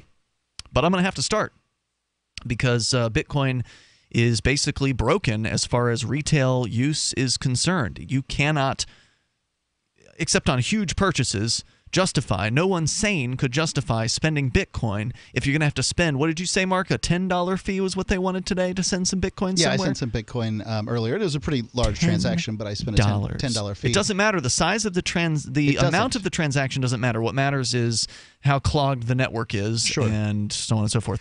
We had an emailer, somebody email in, and he took umbrage with the terminology broken, and I think he's right? Like this show's really about terminology. We talk about terminology all the time. Semantics is important on Free Talk Live, and using the term broken, he feels is misleading because Bitcoin's not broken. It is. You can buy a $1 soda by spending $11 if you have that's broken, dude. $10 it used to be less than 2 cents. Well, that's a different. I mean, it still functions. Not really. It might take you 3 days to get the transaction through. You want to call that functioning? You can go ahead That's and broken, put dude. a priority transaction. It's not optimal. I think what Mark's trying to say is like it's not like there's a virus or anything breaking it, right? You'll still get your Bitcoin. Maybe you won't. It's just not. Oh, we don't know about that yet. There are times when people have sent a Bitcoin transaction and it's bounced back because they didn't send a high enough fee to even get it into a block. It's about the size of the fee. So it's I think the best thing to say is that Bitcoin is prohibitively expensive for small transactions. It's broken for retail. It's useless. Well, not if you're retailing cars. Now it doesn't. That's broken. If you're retailing mobile homes. I'm talking about retail on a small level. Okay? I know. But people listen to you around the globe. They tune in. Their brain tunes in. It tunes Bitcoin's effed, as far as I'm concerned, for retail purchases. There's no, putting some sort of nice patina on Bitcoin right now. It's garbage. The price is great. Go ahead. Buy some Bitcoin. It's probably going to go up. You can hold it. That's what you can do with Bitcoin now. You can hold it. And that's all that you can do with Bitcoin. But there's a difference between it being garbage and it being broken. And I agree it's garbage. I'm just saying broken, saying there's something inherently wrong with it. The same guy's going to complain about me saying that it's garbage too. This is probably somebody who supports Bitcoin. They like Bitcoin. And I get it, man. I liked Bitcoin too. But I can't use it anymore. So from my purposes, Bitcoin's broken. I can hold on to it and hope it goes up in value. And that's about it. Oh, and I can go and get my car repaired for it. But I can't go and actually buy a hamburger with it. I can't go and buy a barbecue with it. I can't go and buy Vietnamese food with it. These are all things I used to be able to do 7 months ago. So, Ian, is gold broken because you can't buy hamburgers with it anymore? Nobody would have accepted gold for hamburgers in the first place. So now people aren't going to accept Bitcoin for hamburgers because of the transaction fee. It's the same thing. It's just a change in it. The change is that it doesn't work anymore. For those it still works. No, it doesn't. No, I mean, you're saying on a practical scale it doesn't work anymore. I'm just saying you could. Broken. Right? No, it's not broken because one could. It's just against their best interest. Okay. I could go and buy Bitcoin for $10 of a transaction fee. Okay. It doesn't work. Okay, so you're fighting about a word that you will agree is not the best term. Why not say it's prohibitively expensive? Too many syllables. Inefficient. I got it. Bitcoin broken. It's alliterative and short. That's right. That's But right. not And true. it is true. Well, For I'm my gonna have purposes, to call you it's out broken. every time that you say it on the air. For while I'm on my the show. purposes, it does not work for what it used to work for. When something stops working, what do you call that? Well, if your lawnmower goes through a gallon of gas every 50 meters, it's not broken. It's prohibitively expensive. There's something wrong with it, but it's not broken in the way that you're talking about. I mean, it functions. Okay. So what you're saying is, as long as the thing does something, it's not broken in your mind? A lawnmower that is spraying gasoline all over the place, it's so wasteful and so inefficient, is not broken. If your heater in your house, which has a certain efficiency rating, let's say it's 78% efficient when it's brand new, and it's down to 10%, are you going to say that's not broken? Oh, everything's fine with that heater. It's just lost some efficiency. Don't worry about it. You can leave it down there. It's just lost efficiency. You're trying to complain blockchain to a mechanical object. It doesn't work, Ian. I did it already. All right, let's go back to Surf Daddy here. And it was a loss. Anyway, Dash.org, you can go and get a coin that actually does all of the things Bitcoin used to do for next to no cost. And they're going to make their fees less over time. There's a new hard fork coming up that is going to reduce the Dash fees, which are already significantly lower than Bitcoin. So Dash is getting better over time, whereas Bitcoin is getting more broke over time as far as I'm concerned. Let's go back to Surf Daddy. You're back on Free Talk Live. Go ahead. Wow, I picked a fun night to call. Boy, you guys are arguing over semantics of terminology. Pretty entertaining, guys. That's all I got left in life, man. I'm dead inside. Yeah. Hey, just one quick comment. I was listening to a show, I think it was from Monday night. You had a caller call in from out here in California, and he was saying how there's all he knows was Bernie supporters in a nutshell. Yeah, that's right. And that it's just an utter lost cause out here. Well, I beg to differ. There are a lot of libertarians out here. Of course, he was from the Bay Area.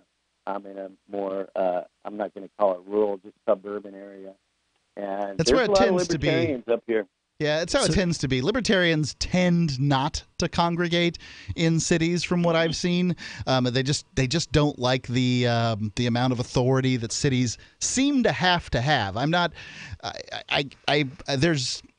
Cities have larger governments, and I'm not sure whether that's a necessity or just the way things have worked out. But libertarians tend to avoid the government and tend to live out elsewhere. Yeah, well, I just wanted to comment. I felt like the guy is wrong. Well, I see what you're saying. You're saying you know some libertarians in rural areas of California, but let's be honest. Well, it's the not libertarians rural. in California have no suburban impact Los whatsoever on the state government, right? I'm sorry? Let's be honest. The libertarians in California have zero impact when it comes to the state government there, right?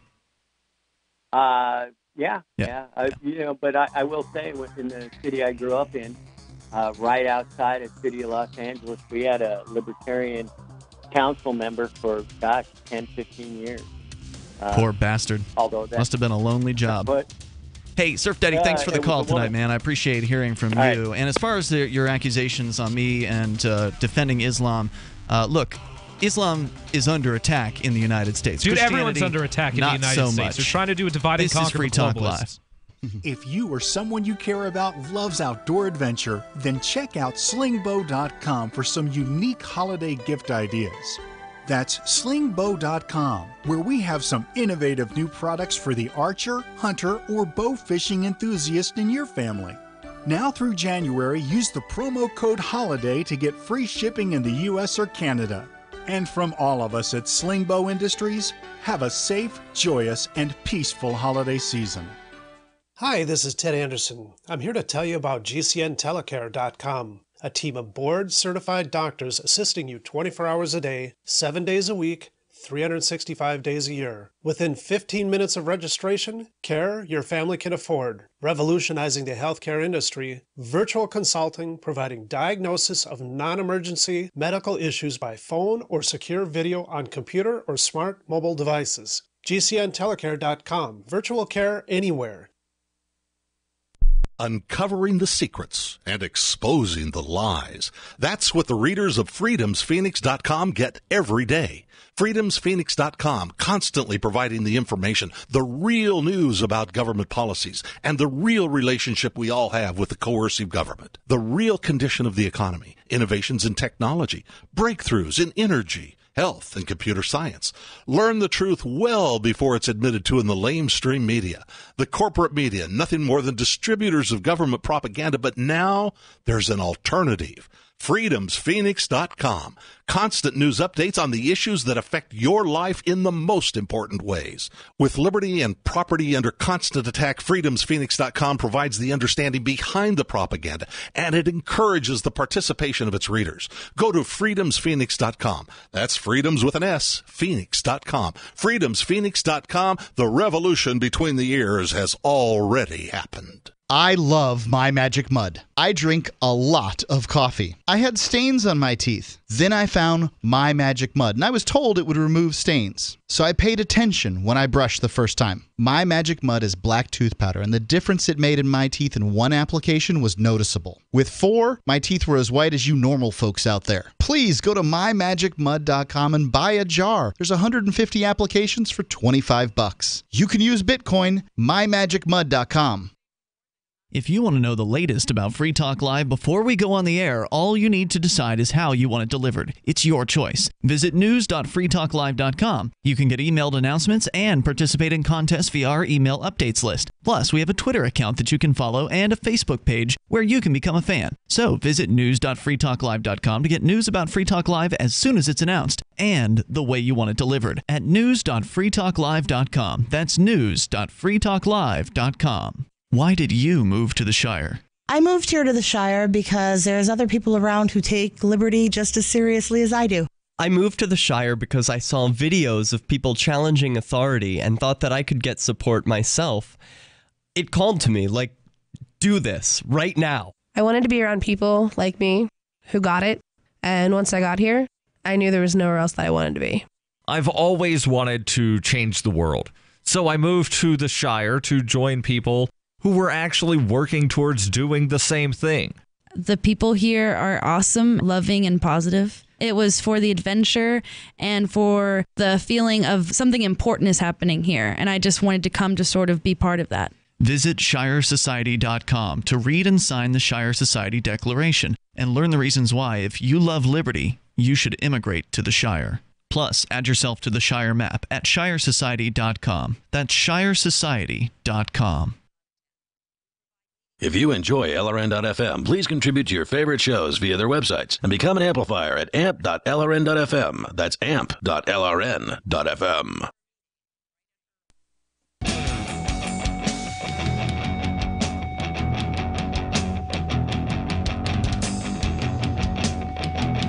It is Free Talk Live, and of course, you can bring up anything that you want. Our toll-free number here is 855-450, free like freedom. That's 855-450-3733. Definition number 4 of the word broken, not functioning properly. Sorry, boys. 855-450-FREE in the studio here with you. It's Ian. It's Vincent. And Mark. Don't forget, you can get yourself protected at home, maybe at the office, wherever you want to put the Blink Protect wireless camera system. It is super easy to get set up. Even Mark was able to accomplish it within about 10 minutes. You get the 3 Blink cams for what some of the other guys charge for one by going to blinkprotect.com/FTL. It is a wireless system. You do not have to drill a bunch of holes and run cables, and you don't have to deal with a DVR. It's just all done over your Wi-Fi. You use your phone or tablet device in order to get this thing set up, and then from that point forward, the cameras will send you video clips right to your phone or preferred device when something's happening in your house. You can, of course, set the time frames at which you would like it to be active. So head over to blinkprotect.com/FTL, and you can get your Blink cams there. That's blinkprotect.com/FTL. Let's go to your calls and thoughts as we continue. Chad is on the line on Skype. Hello, Chad. Where are you calling from tonight? Hey, Sarasota, Florida. Oh, hey. All right. What's on your mind? So actually, I was going to call in earlier about boobs, but things have moved on since then. It's never too late to talk about boobs. Well, I do kind of want to tie in the Muslim conversation and the boob thing together. Sure. In the sense that both are issues of free speech, largely. And I will say that Ian, I was kind of surprised that wasn't your first reaction when you heard Mark read the article. Your first reaction was, this kid is ignorant of Islam, instead of, this kid's free speech rights are being violated. Whereas you seem to advocate for that so correctly, I thought, in the topless argument. But I was curious. Why do you think that was your first reaction when just because this had to deal? I'm sorry. Why do you think that was your first reaction just because this had to deal with Islam? And do you think that in some sense maybe makes you a Muslim apologist? Sorry, I'm nervous. I don't know why. Muslim apologist? No, I'm definitely not a Muslim apologist because I don't agree with everything in Islam. What is it that you don't like about Islam? A lot of the things that I don't like about Christianity. Like their stance on gay people? Because that's kind of where it comes from. That's what I said earlier, was that I think that love is not a sin, and I don't care, what your viewpoint is as far as whether you are interested in loving somebody who's the same sex as you or do you think it's a deviation, or more than one person. Do you think it's a deviation from mainstream Christianity or even Christianity doctrine?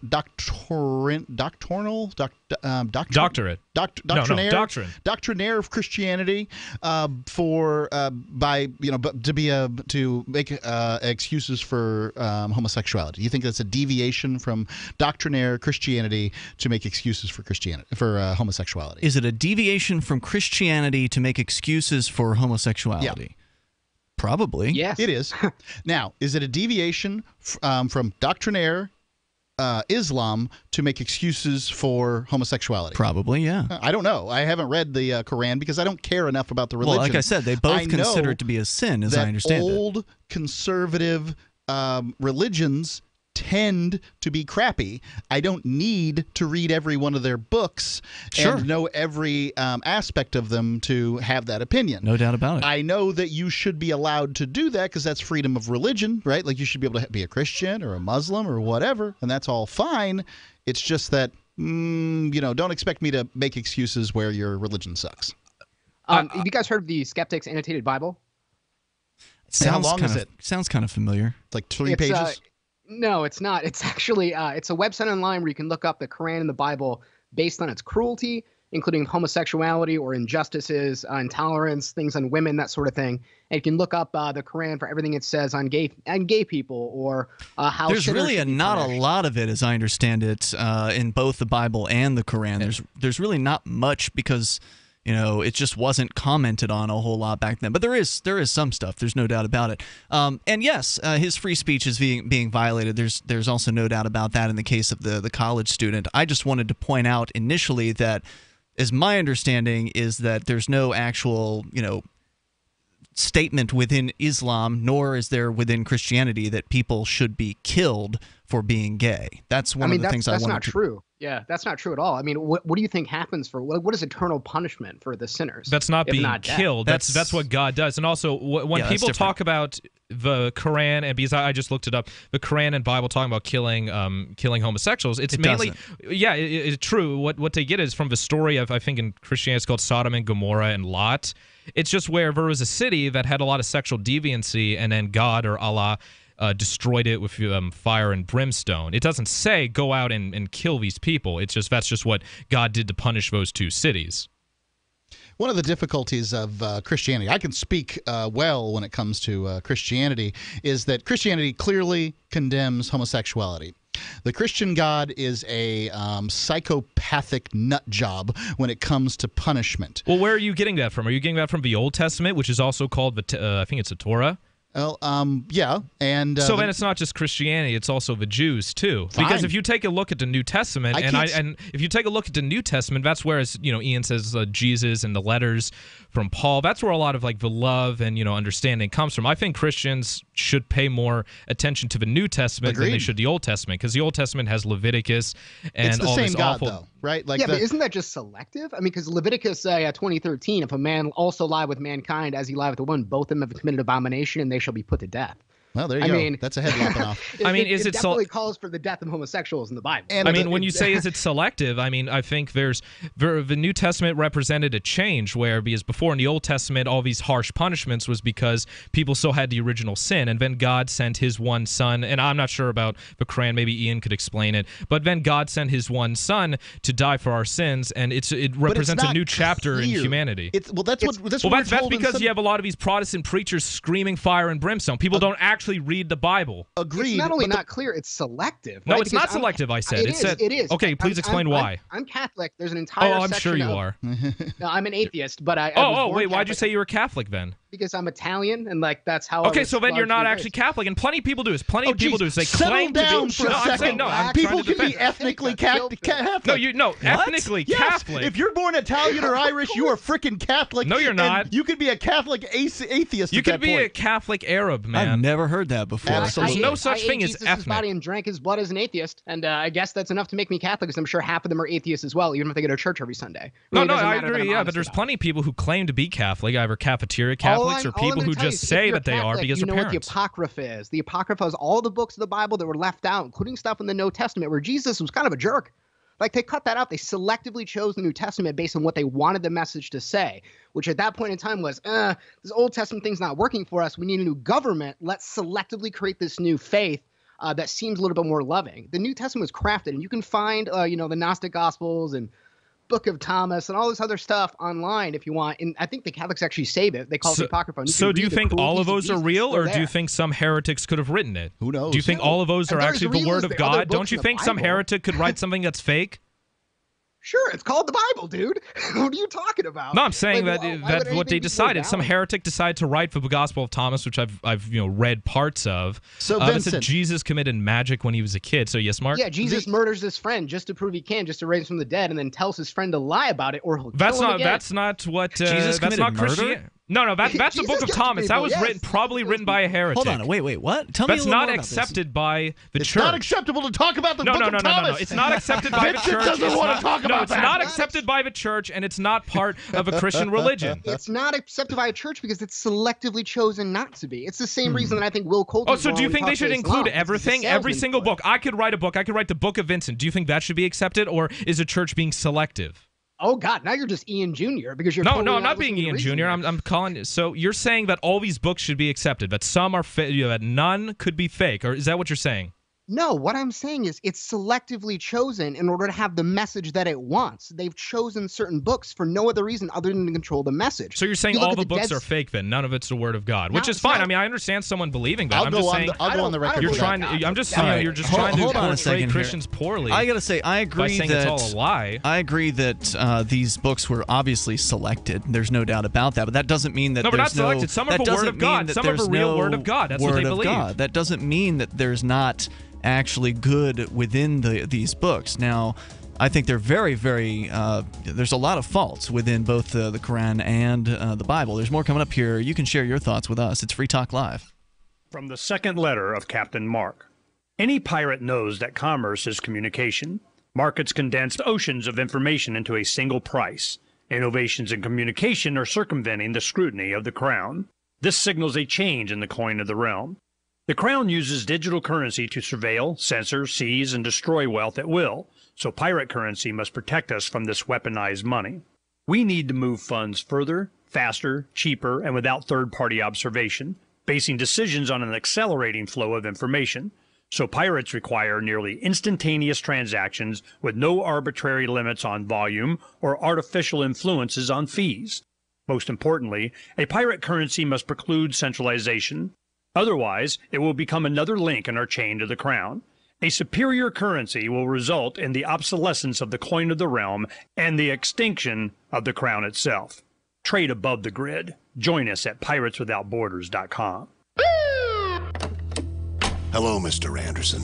The NSA has noticed how much time you spend on conservative news sites. We have no choice but to consider you a domestic terrorist. Tired of your internet activity being monitored by Big Brother? Get virtualshield.com, the world's easiest to use virtual private network. Browse the web anonymously, leaving pesky advertisers and spies in the dust. Get started today at virtualshield.com. Take advantage of our free 30-day trial. Virtualshield.com. You have the right to remain private.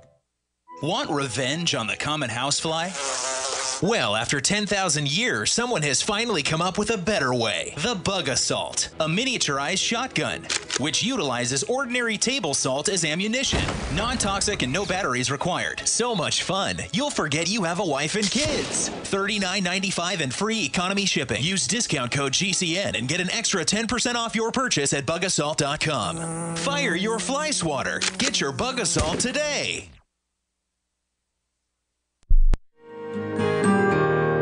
So the protection of life, liberty, and property is what the Free State Project is all about. But it's an effort to move 20,000 people who understand. It's about demonstrating to the entire country that, yeah, we can have a free market, a truly free market. Making it just a freer, great place to live. It's the world's largest voluntarist libertarian community, and it's only getting bigger. That's amazing, to be able to move to a place where other people passionately believe in being free and independent. What the Free State Project is managing to do, though, is to put their money where their mouth is. It's physically getting up across the country and saying, let's go someplace and let's demonstrate the power of these ideas. There's a lot of kind of philosophy that surrounds liberty. There's a lot of thinking about it and talking about it. But here in New Hampshire, people are doing it. 101 Reasons Liberty Lives in New Hampshire, a documentary by Free State Project early movers. Watch it free at 101reasonsfilm.com. 101reasonsfilm.com. Here's a chance to do a little activism while you're cruising Facebook, Twitter, or Google+. Between the LOL cats, the recipes, the hot girls, and the inspirational sunrise memes, Free Talk Live's posts pass by your newsfeed. Like them, comment. It gives us more exposure. If you don't see our posts, click like at facebook.freetalklive.com and then hover over it to click Get Notifications. It's an easy way to spread the ideas of liberty a bit further. I know you're busy, but you can spare that 1/10 of a calorie it takes to click on something. Facebook.freetalklive.com. Ross Ulbricht was convicted in early 2015 of running the infamous Silk Road Underground Market. The Silk Road was a gift to humanity and helped reduce the harms brought on by drug prohibition. For this good deed, Ross has been sentenced to life in prison with no possibility of parole. Now, an appeal is Ross's only chance, and he needs your support. Please visit freeross.org, where you can contribute via various methods, including Bitcoin. Visit freeross.org. That's freeross.org. You can put the Liberty Radio Network on the air in your area. Visit broadcast.lrn.fm to learn how. Broadcast.lrn.fm.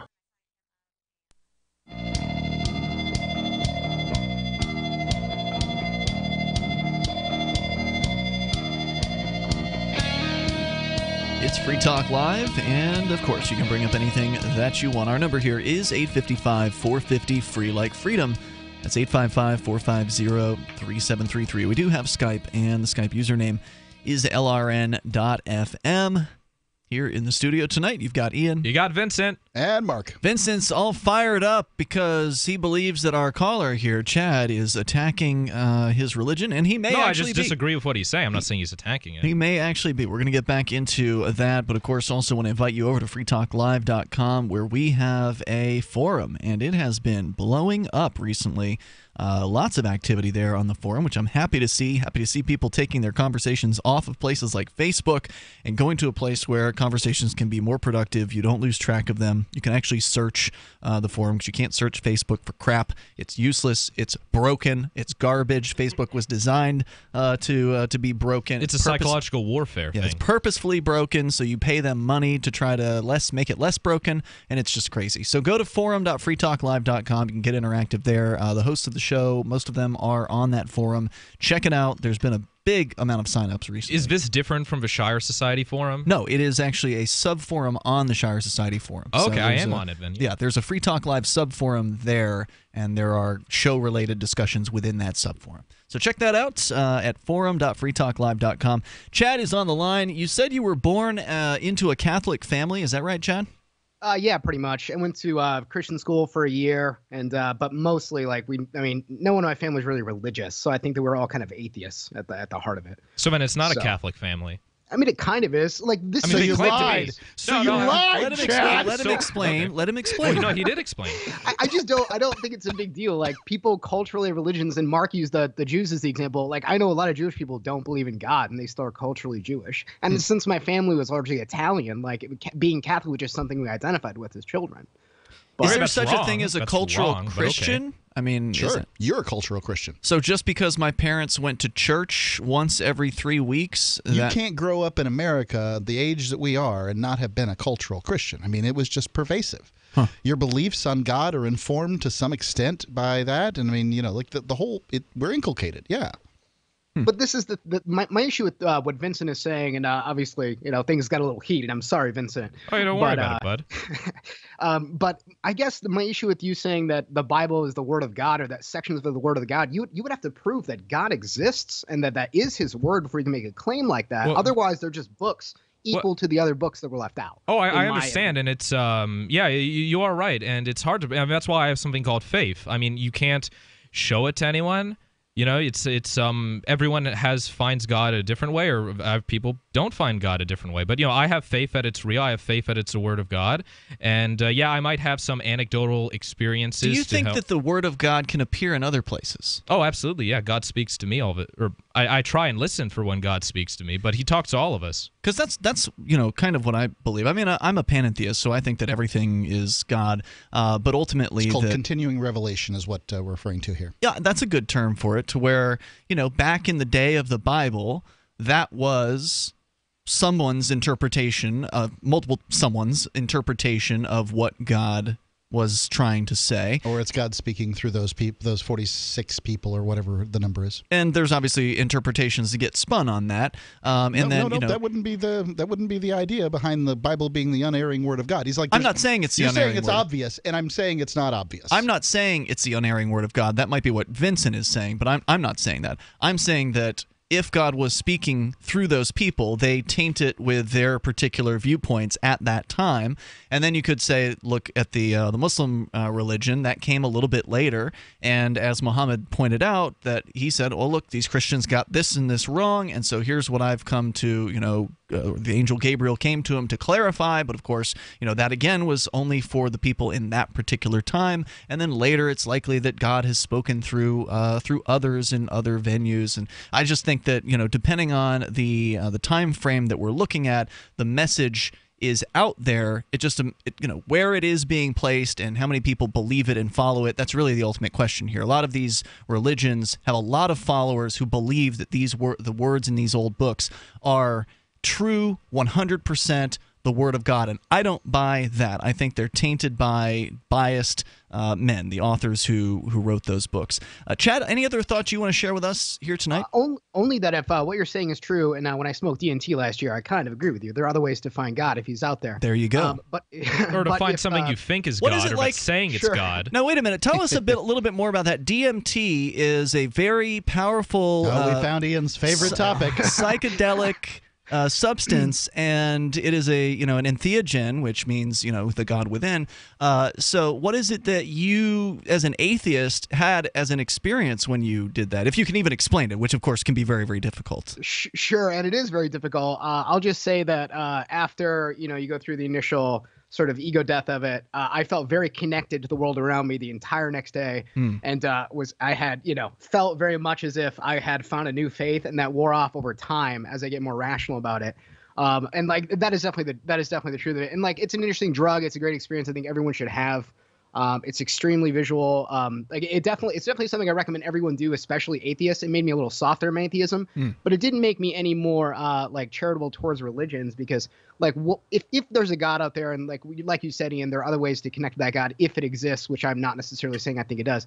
These old books, which are full of horrific violence, should not be defended or upheld. Like, they're abhorrent. Like they commit terrible atrocities against women, against gays, war, violence, of all sorts of things in both the Quran and the Bible.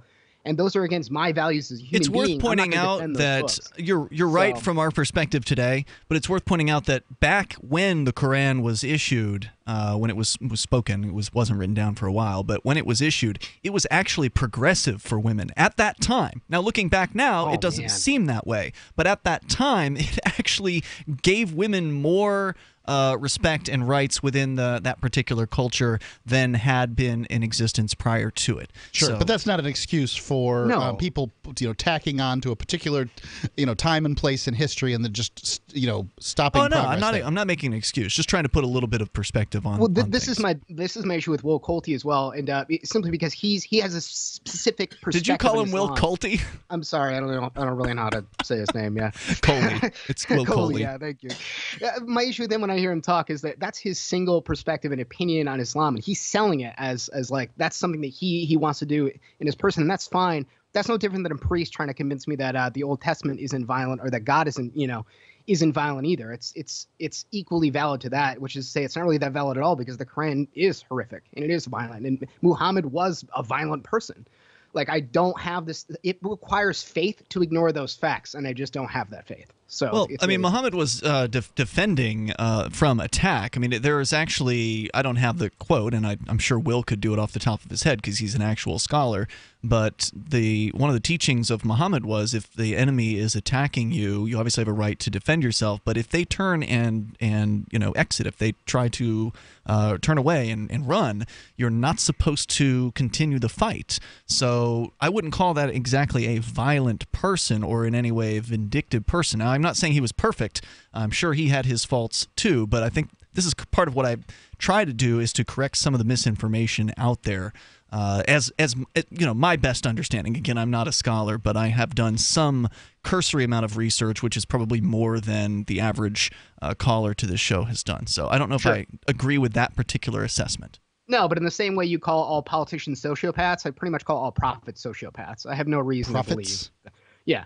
Okay. Absolutely. I mean, I have no reason to believe that Muhammad was a good guy. Like, he ran a religion that largely was very violent and gave himself a lot of power as a result. And I have no reason to believe that person's legitimate. Thanks for the call tonight, Chad. I appreciate hearing from you. The toll-free number here, 855-450-FREE like freedom. But do remember, the Muslims were a minority at that time, and they were being persecuted violently. So, again, most libertarians would agree that if somebody tries to kill you and your family and your brothers and friends or whatever, that you have a right to defend yourself. And even Jesus didn't even fight back when Peter pulled out his sword to defend when the Romans came to arrest him. Jesus said, "No, don't," and even healed a Roman soldier who did it. So Jesus didn't even fight back. So I don't know how someone could try and condemn that.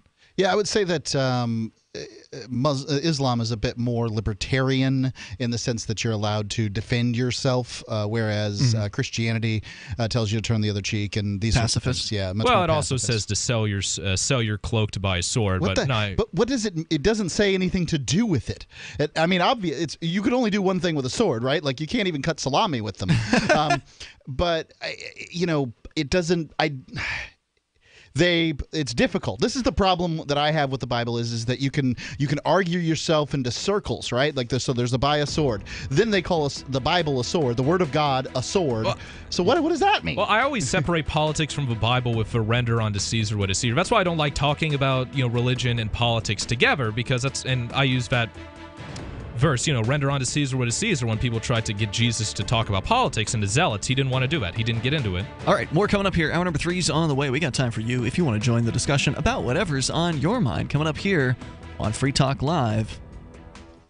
It's been said, any society is only 3 missed meals away from chaos. Those times may be near. Think about it. Our country faces multiple terrorist threats and aggressions from Russia and North Korea. Social unrest and violent marches yet again may lead to looting of stores and city shutdowns. And our crumbling infrastructure leaves our power grid vulnerable to long-term outages from a single cyber attack. When the chaos from any one of these threats arises, the government knows it can't provide during a widespread national emergency. That's why you need your own plan for self-reliance. That's where My Patriot Supply comes in. Get a 4-week survival food supply for only $99. That includes breakfast, lunches, and dinners. Order online at preparewithgcn.com. $99 for 4 weeks of survival food that tastes like homemade cooking and lasts up to 25 years. From My Patriot Supply. Get your kits today at preparewithgcn.com. Free shipping is included. Preparewithgcn.com. So you've signed the Shire Society Declaration and are planning your move to New Hampshire to be around more liberty-oriented people. Next, sign up for the Shire Society Forum at forum.shiresociety.com. There are a bunch of people there who are already in the Shire, and they want to meet you. If you're already in the Shire physically, you should also come by the forums. Remember, not everyone uses Facebook. New people are signing up for the Shire Society Forum every month, so drop in and say hello at forum.shiresociety.com. So you've heard all 3 hours of the latest episode of Free Talk Live, and you're still hungry for liberty-oriented audio content? Did you know that we have another 24/7 audio stream at LRN.FM? The Liberty Radio Network airs the latest episodes of some of the best liberty-oriented podcasts on the internet around the clock. In addition to recorded content, you'll also hear live shows like Free Talk Live, originating from our Keene, New Hampshire studio. So listen anytime at LRN.FM. That's LRN.FM. You're listening to the live edition of Free Talk Live. Hour number 3 is next after the news here on the Liberty Radio Network at LRN.FM. From Keene in the Shire, the Liberty Media capital of the world, this is Daryl W. Perry, host of FPP Radio News for Wednesday, November 15th, 2017. Silver is trading at $17.16 per ounce. Gold is valued at $1,287 per ounce. Bitcoin is trading at 2.5 cents, and the average price of Bitcoin is $7,138. Antiwar.com reports the humanitarian calamity in northern Yemen, fueled by Saudi Arabia's blockade, has been killing large numbers of people, a result of lack of medicine and increasingly scarce food. The situation just got much worse. Hopes that the Sana'a International Airport would be open to aid flights to at least slightly ease the crisis were dashed Tuesday morning when Saudi warplanes attacked the airport, destroying its navigation station and effectively shutting it down. This is not the first time Saudi planes have attacked the airport, and indeed strikes against aid delivery sites, the airport and Hadada port, which have been recurring throughout the war, making aid shipments all the more complicated, even on those rare occasions where the Saudis let such aid in at all. Saudi officials offered no justification for the attack, which added even further to UN concerns about the shortages across Yemen. The Saudi strikes underscore their increasing willingness to use aid restrictions as a weapon of war, just the latest in a litany of war crimes they've committed since the 2015 invasion. For over 40 years, Robertson Roberts Brokerage has been a trusted source for buying and selling precious metals like gold and silver. And as a Bitcoin-preferred business, Robertson Roberts Brokerage has removed the minimum purchase amount for all orders paid in the digital currency. Call Robertson Roberts Brokerage today for knowledgeable advice on buying and selling precious metals and a forward-thinking approach to new technologies. 800-874-9760 or visit online at rrbi.co. UPI reports a Louisiana man who spent the past 45 years in prison will be released after a judge overturned his rape conviction because the prosecution withheld evidence that could have proven his innocence. 65-year-old Wilbert Jones was convicted of aggravated rape in 1971 and sentenced to life in prison. The Innocence Project recently took up his case and argued that Jones deserves a new trial because he was misidentified and that prosecutors originally failed to disclose that they'd linked a different man to strikingly similar crimes in the years leading up to Jones's conviction. District Judge Richard Anderson agreed with Jones's attorneys and threw out his conviction on October 31st. On Tuesday, Anderson set a $2,000 bail for Jones, who is expected to walk out of prison a free man on Wednesday. During a bail hearing at the 19th Judicial District Courthouse on Tuesday, Hunt Correctional Center Warden Timothy Hooper testified that Jones had been a model prisoner during his nearly half-century of incarceration, and fellow inmates saw him as a role model. Hooper also said Jones, who has been in prison since the age of 19, has recently taken a re-entry class to make the transition to life on the outside. Jones was accused of abducting a nurse from a hospital parking lot and raping her on October 2nd, 1971. A few weeks after that incident, another woman was abducted from a parking lot and raped. Fingerprints belonging to a man named Arnold Ray O'Connor were found in the second case, and he fit both victims' descriptions of the attacker. He was arrested on suspicion of rape, but never charged. Prosecutors never told Jones's defense attorneys about the second abduction and rape incident during his 1971 trial. 2 years later, O'Connor was convicted and sentenced to 40 years in prison for armed robbery during a home invasion rape that was also near a hospital. Baton Rouge prosecutors said they cannot retry Jones because the victim died in 2008.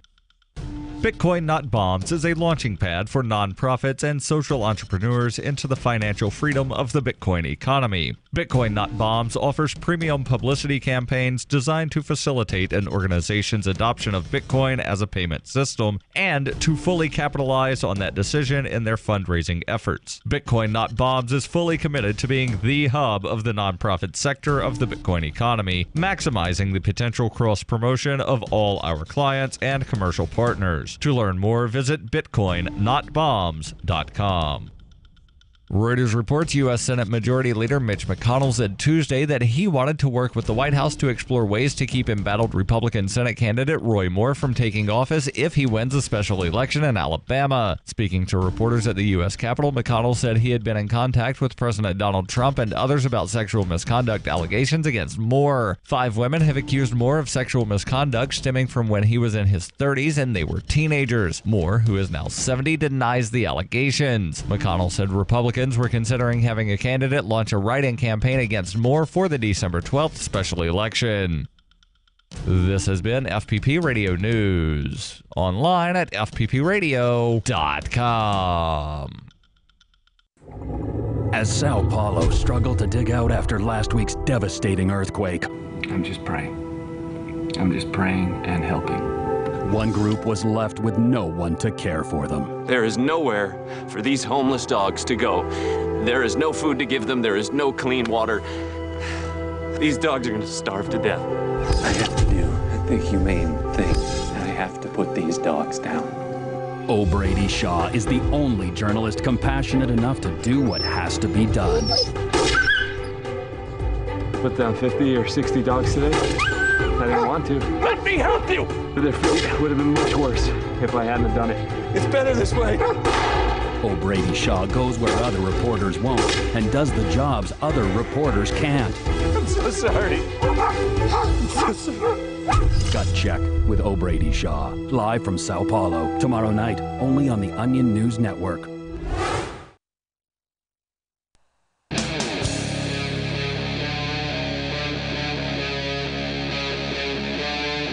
Free Talk Live.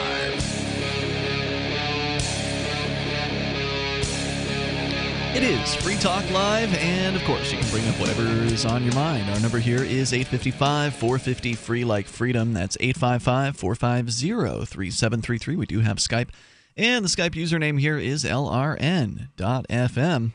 Joining you in the studio tonight, it's Ian. It's Vincent. And Mark. We're going to go back to your calls and thoughts. You can bring up anything you want.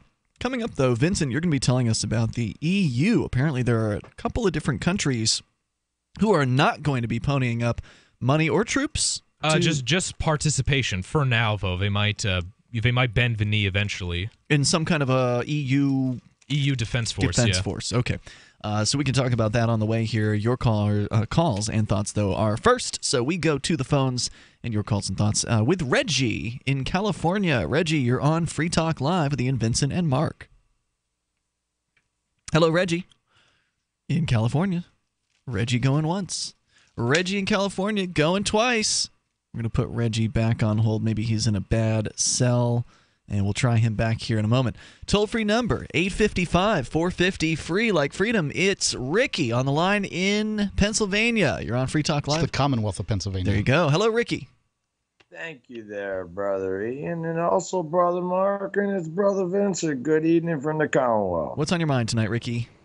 Well, I wanted to touch base on two things here. Now, there was a call actually with Darrell, and it was an important call. You know, people talking about guns and things like that, and I was talking about HB, 1400 and all that, the House bill up from here in PA. And what is that?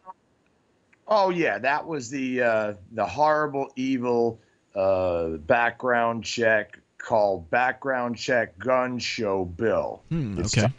Is this in the state legislature right now? Is being considered now, or is this old news? No, it's not old news. Okay. It was introduced at the end of May. It hasn't gone up for vote. They're sitting on it. So they want more background checks in gun shows, is what you're saying? More than that. And this is where the caller came in for a cry for help. I'm going to get into that. But they want universal background check. And on top of that, they also say barrels over 15 inches are going to be included in this. Now, does that mean that if you are an individual seller just walking around a gun show, you'll also have to perform a background check, or is it only for the dealers at the gun show?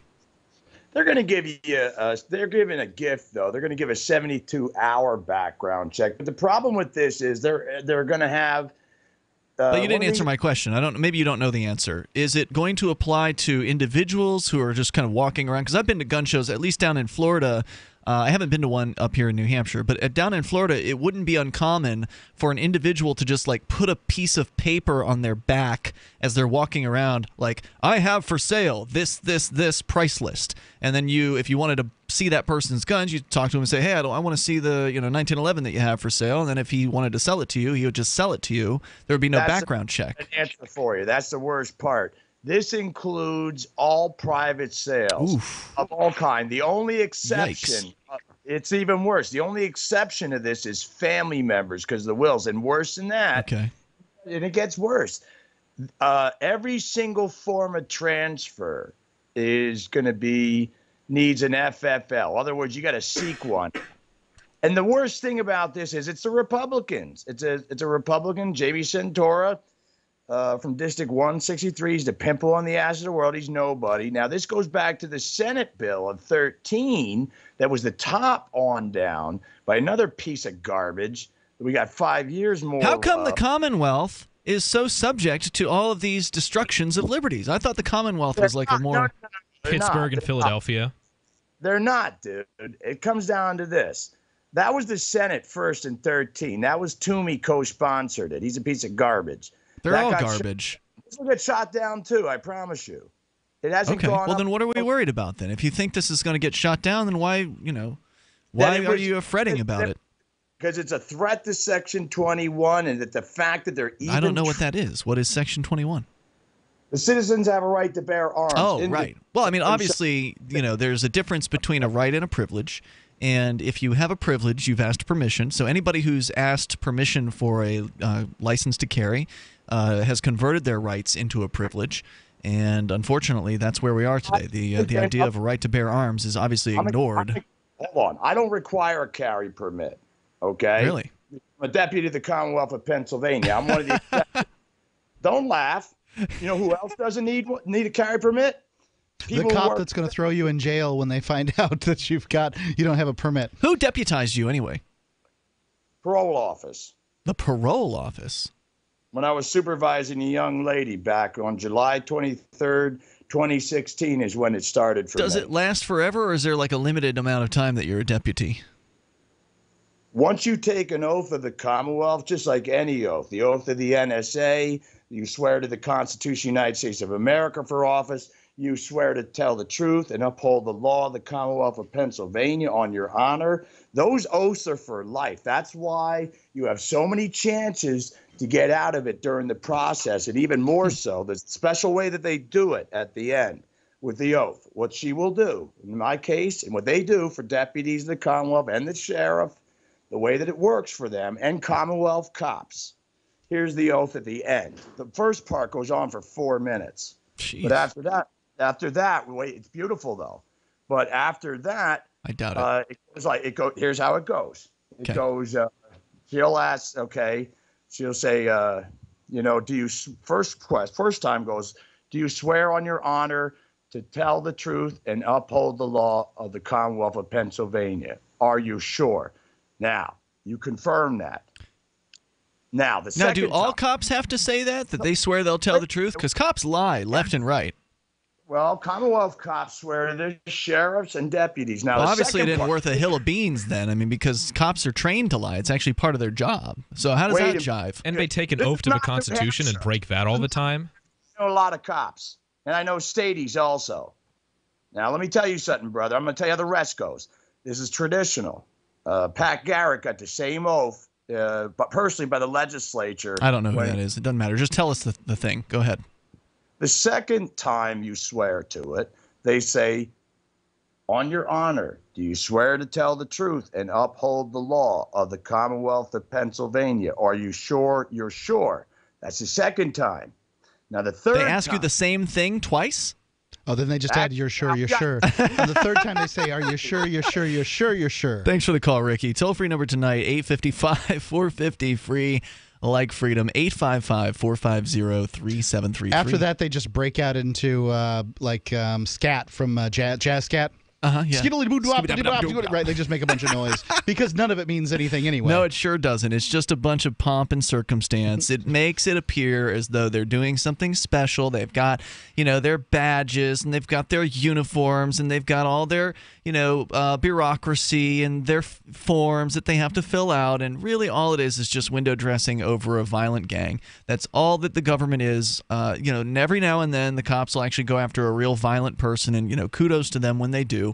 I wish they would do that more often, is actually go after real criminals rather than spending their time arresting people for possession of cannabis or possession of alcohol, underage drinking, possession of paraphernalia. There was a recent Dublin, which is a town here in the Cheshire County area of New Hampshire, passed a paraphernalia ordinance in response to the minor amount of decriminalization of cannabis that happened earlier this year. So their response was, we can't enforce possession of, or we have to, it's now a fine instead of a misdemeanor. So we can only give a fine out for possession of less than 3/4 of an ounce of cannabis? Well, I guess we'll just have to ramp up the war on drugs in a different way. We'll pass a paraphernalia ordinance. So, it's just insane. These people trying to force their viewpoint down the throats of others, especially in the so-called live free or die state. It's so tiresome, and I look forward to the day when we can call this war on drugs over. I hope it happens in our lifetime, but man, we've got a long way to go. Cannabis isn't even legal yet across the United States. This plant that grows naturally in the earth is still considered to be a crime. In some places, it's considered to be a crime to have a woman being topless. In many places, it's a crime to have a container of alcohol open while you're walking from one point to another. In Hanover, it's a crime to have a messy lawn.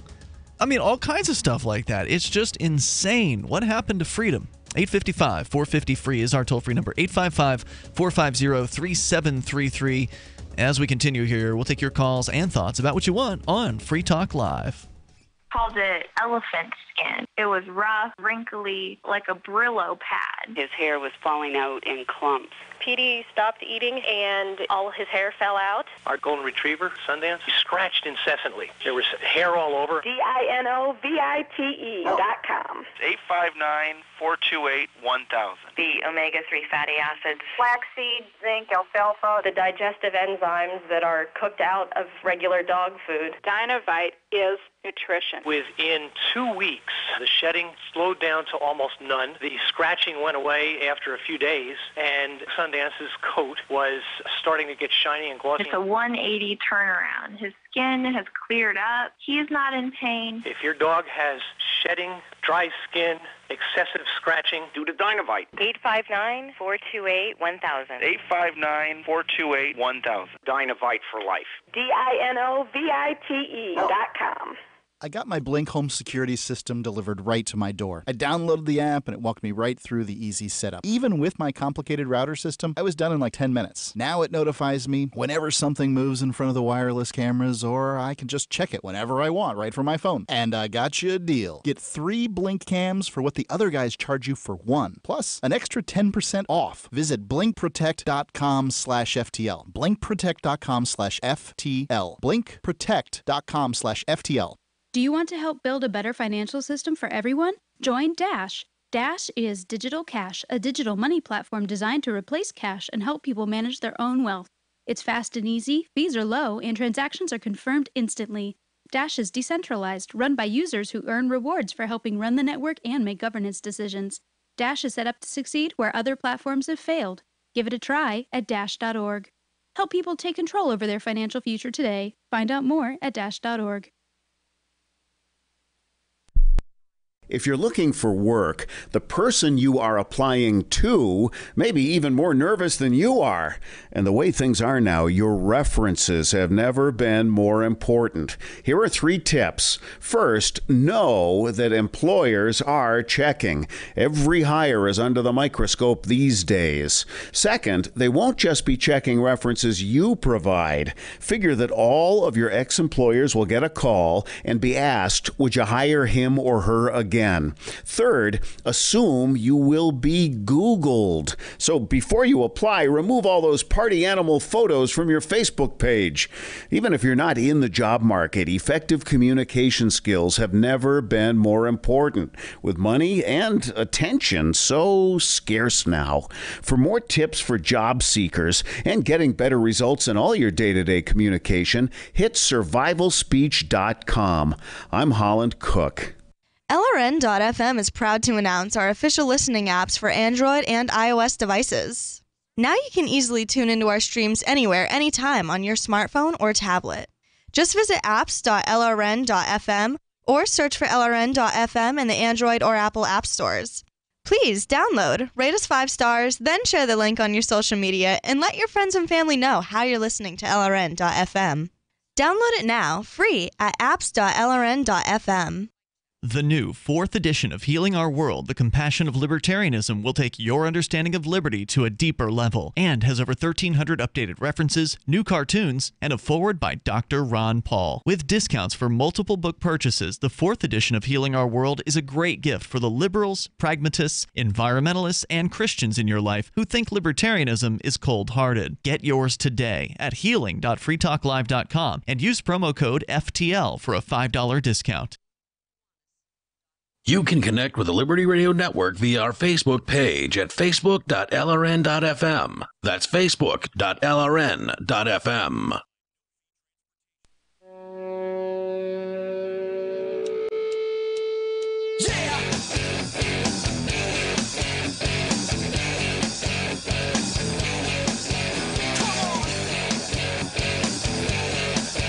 Free Talk Live. You dial in toll free and bring up whatever you want. Our number here is 855-450-FREE like freedom, 855-450-3733. We do have Skype as well.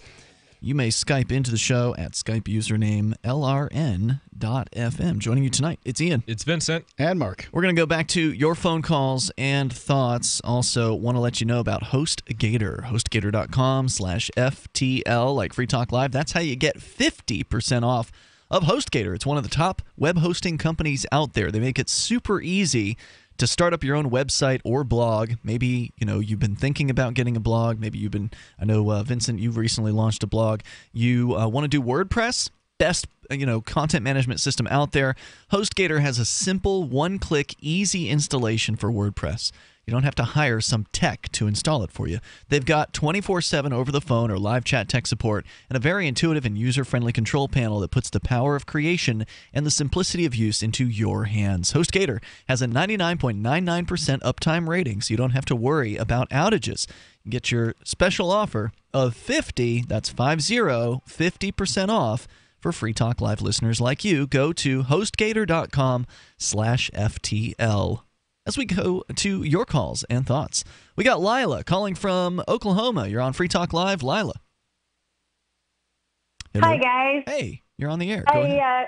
I got a ticket this week for backing out of my driveway onto the highway because I live right on Highway 152 in Mustang, Oklahoma. What do they want you to do? It's illegal to back out of your own driveway? Yes, that's what he's saying. After 15 years, they've decided that we can't do it anymore. So they decided to, instead of informing you, give you a ticket. Well, my husband is a much better arguer than I am, and so he got a warning, and then a month later, I got a ticket. I see. Are they going to try and accommodate you in any way? Oh, no. Yeah, they'll take credit cards and checks and cash. I mean, so you don't get a ticket. Right, exactly. $206 for backing out of my driveway onto the highway. I have a one-lane driveway. I can only back out of it. When you say highway, is this a state road? Yeah, it's a state highway 152. Okay. There's 4 lanes with a center lane also, so 5 lanes altogether. So are they saying that what you have to do is actually, instead of pulling directly into your driveway, that you have to, pull just past it, stop, and then back into your driveway? I'm sure that's illegal too. Yeah, I did ask him if I should do that, but no, that's not what he's saying. But yeah, I did ask him if I should do that because that's illegal also. And his answer was probably something like, "It's not my job to figure out how you have to obey the law, lady, just that you have to obey the law, lady." Yeah, how are you supposed to deal with this? Exactly. I asked him, and he contradicted himself. I said, so can I pull across the 3 lanes, which are the 2 lanes going north, into the middle lane, which I'm allowed to use as a merging lane into going the other direction. I'm sorry, east and west. So I go across the one that's going east. I get into the lane going west. I merge. And he said, nope, you just need to make a right turn. I guess go around the block. I don't understand how are you supposed to get in and out of your driveway is my question. What is did he have an answer for you? I asked him. He said I should turn right and go around the block. Turn right and go around the block. How does that get you into your driveway the right direction, though? It doesn't.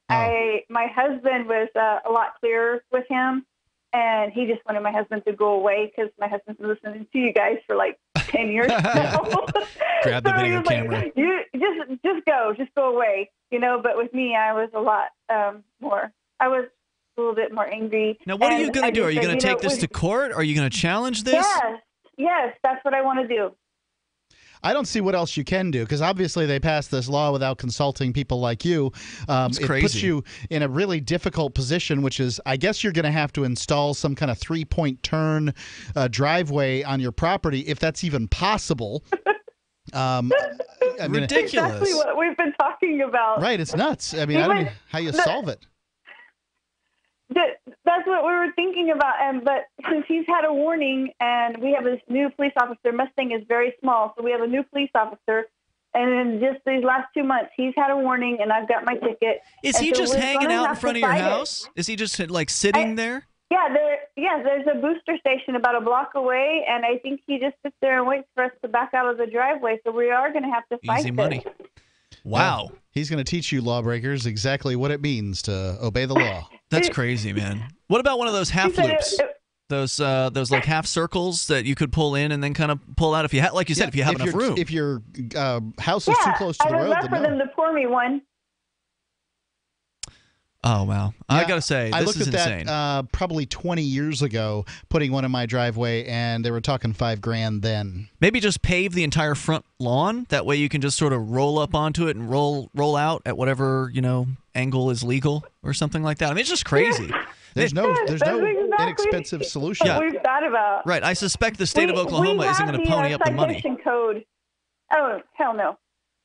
No, they've already taken the highway from 4 lanes, or from 2 lanes to 4 to 5, and now they're talking about a turnpike going through our front yard. My God. Have you tried going to different local news, trying to make a stink up about it to get the town bad publicity? That's a good idea. Yeah. I mean, you have to fight this thing. Don't let them get away with it. To get as many people to know about it as possible. People can relate to it. This is something everybody can relate, or at least they could, in theory, relate to, because most people drive, or a lot of people do, and it's just so blatantly unfair. Lila, thanks for sharing that story with us. Let us know how it develops as you continue to challenge this, or as you begin to challenge this. Let's hear about the miserable failures. I will. Thanks for the call tonight. Well, I mean, you're probably not going to win. But you got to make their life difficult. I mean, if people just keep rolling over for these state agents, then that's when they keep doing what they're doing. I mean, if they know that they can get away with it, if they know that there's never a single challenge to any of the BS that they throw out there, then they just keep on going. Yeah. And if they know that you're going to put up a fight, they might be a little less likely to go after you a second time.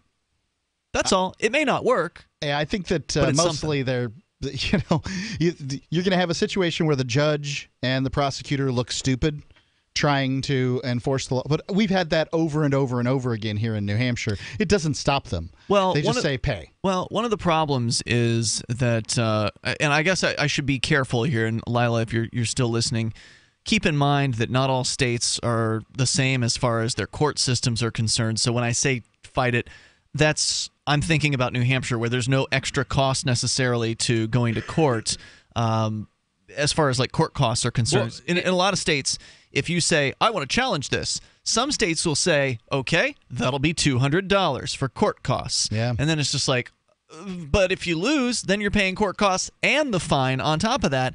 And so if that's the case, then I would say, well, I guess you're just going to have to pay it and hope that cop's not around anymore. Well, you don't just have to go through court. I mean, you could go to the city planning meeting, maybe it's different there. And even if it's, if it's a total police state, at least get over, contact the media, get people involved. That's a good idea. It's like in Bug's Life. When one ant stands up, they all stand up. And these government types are cowards. So when they get enough of the people, the slaves, to stand up against them, they're going to roll over. Unfortunately, most people are too cowardly to stand up against the government. But you got to start somewhere. You got to start somewhere. Good luck, Godspeed. It will make a good bit, 2 or 3 minute bit on the local news. Yeah, that much is true. I think that's a good suggestion, Vincent. Good job. The toll-free number. The other suggestion, of course, would be to move to New Hampshire, where you can actually stand up with others. He's been listening for 10 years. Most people aren't going to stand up. It's Free Talk Live. Looking for that edge during those intimate moments? We see many ads for enhancement, but the side effects include death. At GCN Team, we should change the Healthy Body, Brain, and Heart Pack to the Healthy Libido Pack. The brain and heart are not the only organs that require a healthy vascular system. For proper blood flow at the right moment, go to GCNteam.com or call 877-878-4203. That's 877-878-4203. That's 877-878-4203.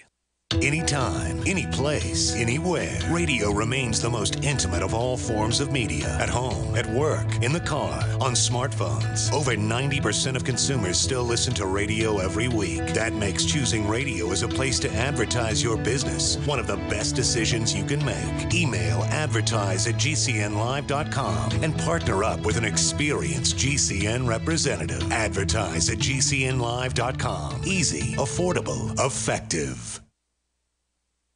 Free Talk Live. You give someone an ounce of liberty and they'll go around abusing it and harming everyone else with it. If we legalize guns... People will be shooting people everywhere. Right. If you legalize prostitution, people will be having sex on the street corners. If you legalize drugs, we'll have heroin vending machines in the streets. We've heard it all on Free Talk Live. They take it to the most absurd, illogical extremes, and you're absolutely right, Alexander. It's okay for them to have freedom. Yeah, you can give them a gun. They won't go around shooting people. But watch out with their neighbor, because you give them a gun, they'll go around in a rampage around the city, killing everyone. But yes, they can be trusted, and apparently the government can be trusted too, because magically, we only elect the best of the best, the cream of the crop. The bureaucrats that are administering these programs are the upper echelon of society, the most trustworthy individuals. Oh, yeah. Sometimes when I squint, I swear I can see a halo above their heads. Free Talk Live, 7 nights a week from 7 to 10 Eastern, live on the Liberty Radio Network at LRN.FM. Cell 411 is a free app for Android and iOS that replaces government-controlled 911. Cell 411 allows you to preset a group of friends or private organizations to show up at any emergency. Cell 411 is a nightmare for the state because it proves their so-called services aren't needed. Cell 411 has had thousands of installs, and of course it's covered by the BIPCOT no government license. Cell 411 because your friends won't shoot you when you're in trouble. Without the government, who would build the emergency services? You and Cell 411. Get it today at getcell411.com. There are lots of ways to listen to Free Talk Live. Our podcast has been around since podcasts began, and now the FTL feed is loaded with content besides our full show archives. Did you know that we make it easy for you to customize your podcast subscriptions? We have different feeds, one that includes only our full shows, one with just the Daily Digest, and one with just the Edgington Post. You decide what you listen to. It's quick and easy to customize your feeds at feeds.freetalklive.com. That's feeds.freetalklive.com. Is spreading the message of liberty, cryptocurrency, and peace around the globe worth $2 per month to you?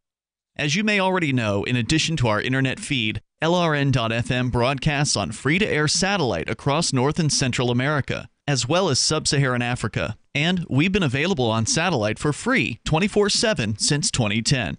The LRN.FM free-to-air satellite signal is reaching some of the most oppressive regimes in the world, and there's no doubt our ideas are making an impact. You can learn more about the channel's impact by watching the 3-minute video at fund.lrn.fm. If you'd like to help free minds globally with our ideas of liberty, cryptocurrency, and peace, you can donate as little as $2 per month via fund.lrn.fm. You can help us continue and expand our satellite broadcast to multiple continents. Visit fund.lrn.fm today, and thank you for your help. Don't forget to share the link on social media. That's fund.lrn.fm.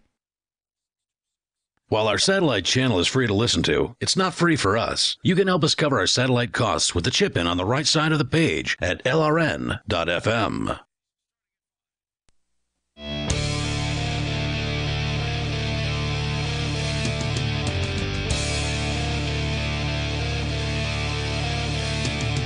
Free Talk Live. Dial toll-free. Join us on the radio waves here. You can take control of those airwaves at 855-450-FREE like freedom. It's 855-450-3733. And we've got Skype as well. That Skype username LRN.FM. Here in the studio tonight, it's Ian. It's Vincent. And Mark. Also, you can join us online. Head over to freetalklive.com. You want to get some holiday shopping taken care of, just go to shop.freetalklive.com. You'll find links there to online stores like Walmart, where when you shop through those links, Free Talk Live gets a cut of the purchase. It is that simple. You get the same great deals you're used to. Just start your shopping through shop.freetalklive.com. As we go to your phone calls and thoughts, Sarah is on the line in New Mexico. Sarah, go ahead with your call. So, like I predicted, the Democrat mayor candidate, Tim Keller, he won by a mandate, 62% of the vote. And now you say that because a Democrat has won, you believe, I'm basing this on your past calls, you believe that crime is going to go down, correct? Well, I think he's going to run the police department a lot better. You think the Albuquerque police are going to just stop shooting homeless people? No, I think we're going to get more police to go after the criminals. That's what I meant. Okay. Well, has the mayor said anything to you to make you actually believe that, or is this just sort of a general belief you have about Democrats? Well, you know what? We had Mayor Chavez before the Republican mayor, and we had very much less crime and more police on the police department. But my thing is that this proves that most of the people in Albuquerque do approve. They do support the ART project, the rapid transit. How does them that voting... doesn't prove anything. That's just your anecdotal evidence for it. It doesn't prove anything at all. How does them voting for a Democrat for mayor prove that they support a rapid transit?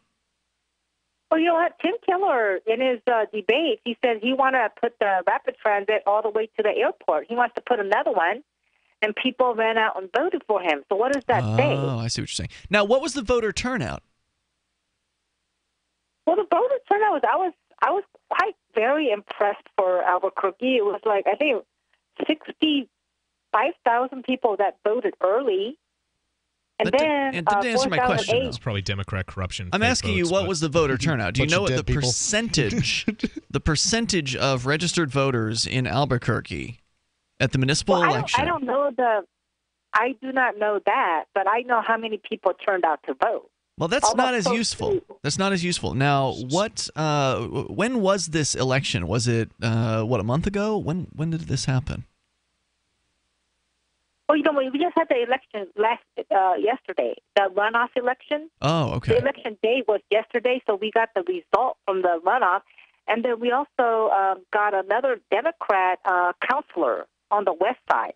Because I can tell you this, I doubt Albuquerque is particularly unusual in this area, but in most municipal elections, it's pretty rare that you're going to see more than, let's say, 10 to 20% of the registered voters turning out to vote in that election. And that by no means is a mandate, right? That's a supermajority of people who decided they didn't feel like voting. How many people did you say voted? What was the raw number?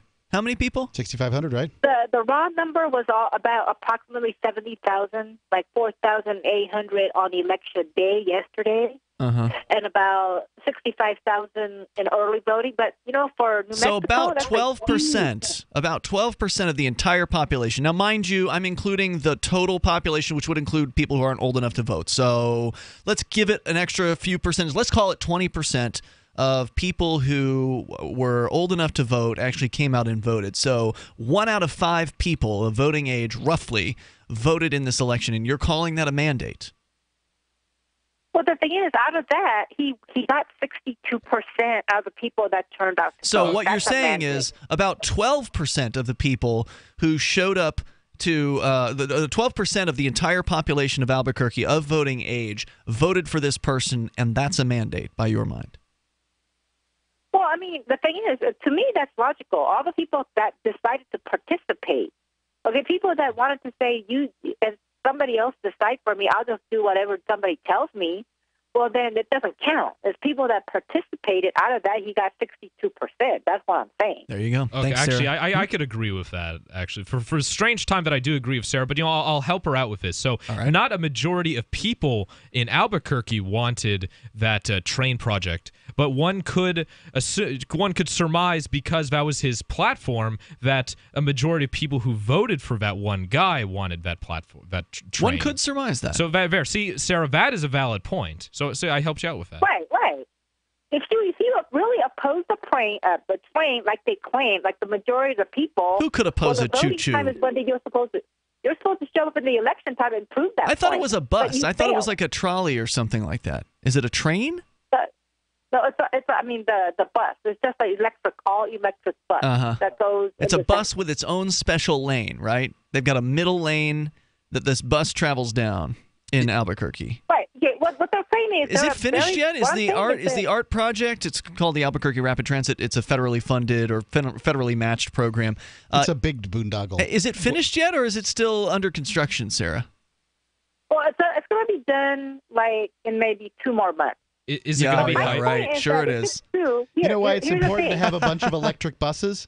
Because a trolley could run without a conductor, but a bus has to have a driver. So we've made jobs and a boondoggle. Well, couldn't they make it out of couldn't they power it out of hydrogen? I think somewhere in Iceland they have hydrogen-powered buses. I mean, yeah, it's a government boondoggle, but at least it could be somewhat forward-thinking by having it be powered, water-powered, right, using hydrogen to power it. Is it like that, or is it just going to be electric, which uses coal or whatever fossil fuel plant? Thanks for the call, Sarah. The toll-free number here is 855-450-FREE like freedom. The worst part about this ART thing, because she has called about that numerous times in the past, so we know a thing or two about it, is that it's actually destroying the traffic patterns in Albuquerque, because they actually have to get rid of 3 lanes of traffic in order to create 1 lane for this bus, because apparently they're going to be putting in the bus. This bus thing is in the middle of the street. Yeah. And so therefore the bus stops where people have to wait for the bus are also in the middle of the street. So they had to make enough space out of the existing however many lanes. I think it was like 4 lanes on each side. A giant bus median.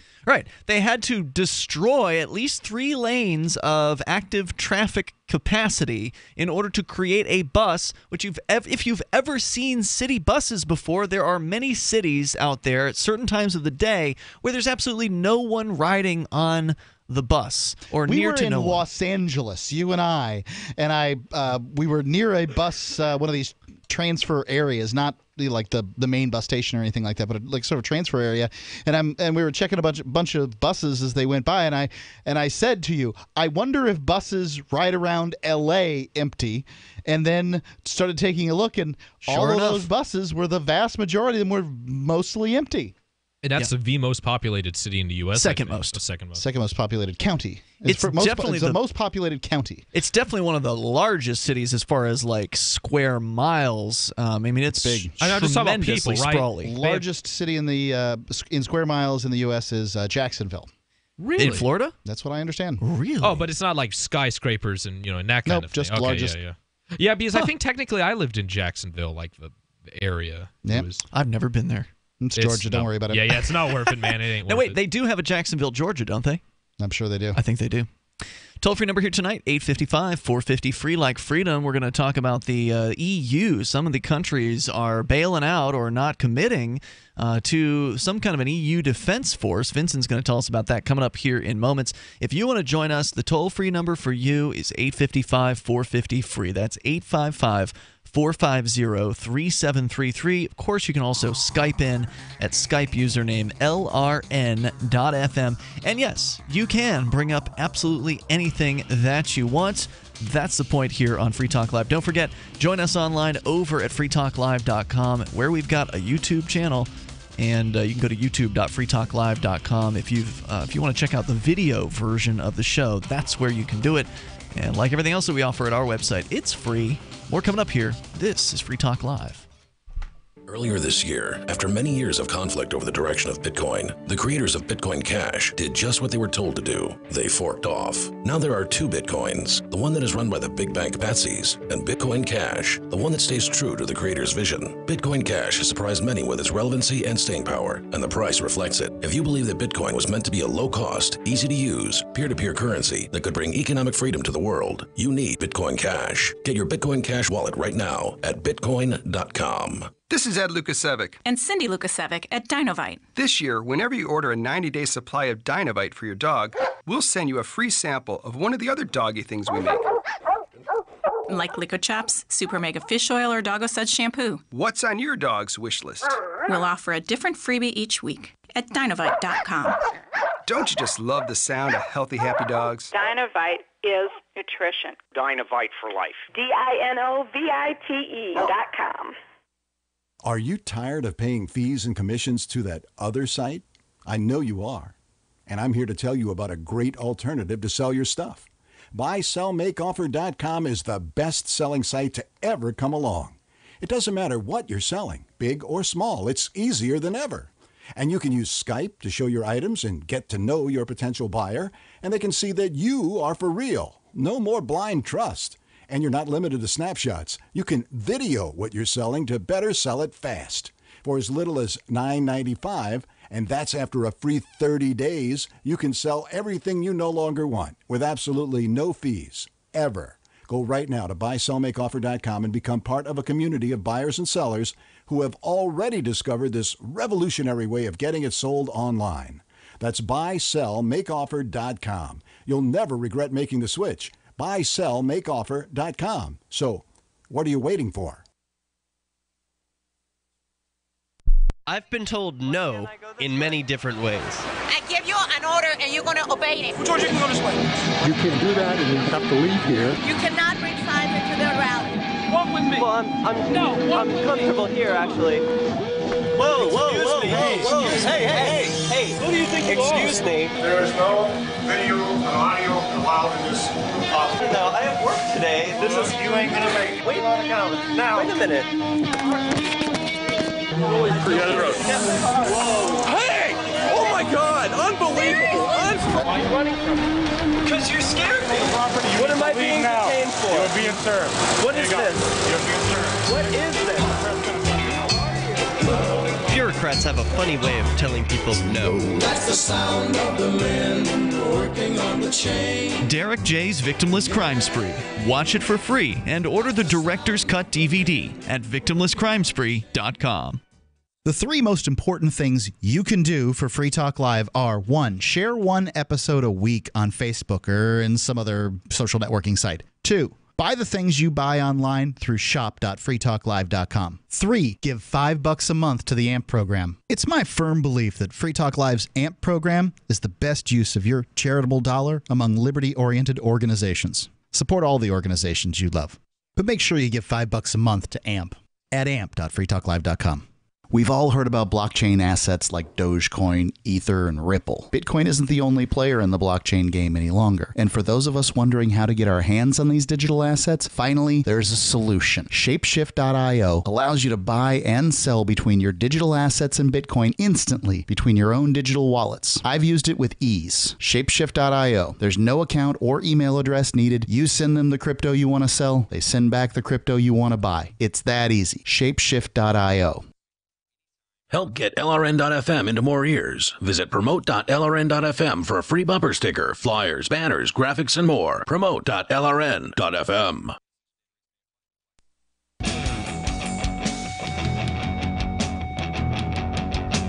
It's Free Talk Live. Moments remain here. Enough time for you if you dial in right now. The toll-free number is 855-450-FREE, like freedom. It's 855-450-3733.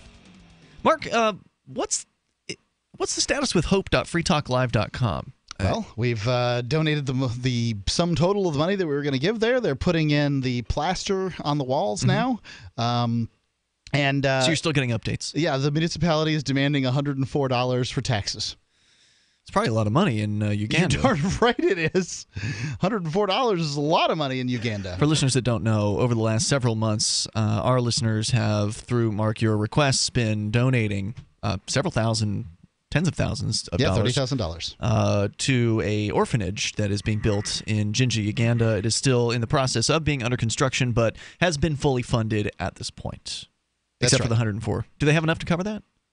Well, I told them that I'd talk to them about it tomorrow. Okay. So, I may take care of that just to figure it out or see whether they've got the money. I really don't know what's going on there. Okay. Yeah. But all is well, at least as well as it can be. I suspect that they're looking for more money, right? Like, sure. What else would they do? Well, who's not looking for more money? Yeah, who's not looking for more money? You've got a bunch of money. We don't. Send it here. And there you go. We've got a bunch of kids. So, I spoke with the listeners, and we decided to give $30,000 to build an orphanage. That's going to happen, and I'm going to talk to them tomorrow to see what's going on. But things are looking good. They've got a place to sleep now. That's great. A roof over the head, and everything's going reasonably well. Right on. All right. Well, thank you for the update there. If you want to, and thanks to the listener who decided to send Ndufuna a telephone because he dropped his while he was on the roof. That's amazing. Putting it on, yeah. So, okay, hope.freetalklive.com. There are still pictures and such up there. You go to hope.freetalklive.com. You can see what happened. All right, you can bring up anything you want. Vincent, though, you brought in a story about the EU, the European Union. There's some kind of a defense force they're trying to put together, and some countries are opting out. Yep, yeah, EU, pretty much a Fourth Reich. It's controlled centrally by Germany, or quote unquote Brussels is the capital, and now they want to create an army. So this is an article from theexpress.co.uk. EU army, the 5 countries that refuse to sign up to France and Germany's defense force. As Brussels hails its historic march towards an EU army, 5 nations are holding. This is a terrible idea. Of course, yeah. It's basically the Bilderberg Group's army, right? The EU is a brainchild of a Bilderberg Group. If you put an army together, the founding fathers in the United States many of them warned against having a standing army. In fact, the Constitution was written to prohibit, basically, and it didn't do a good job of it, but they tried to stop the government from having a standing army.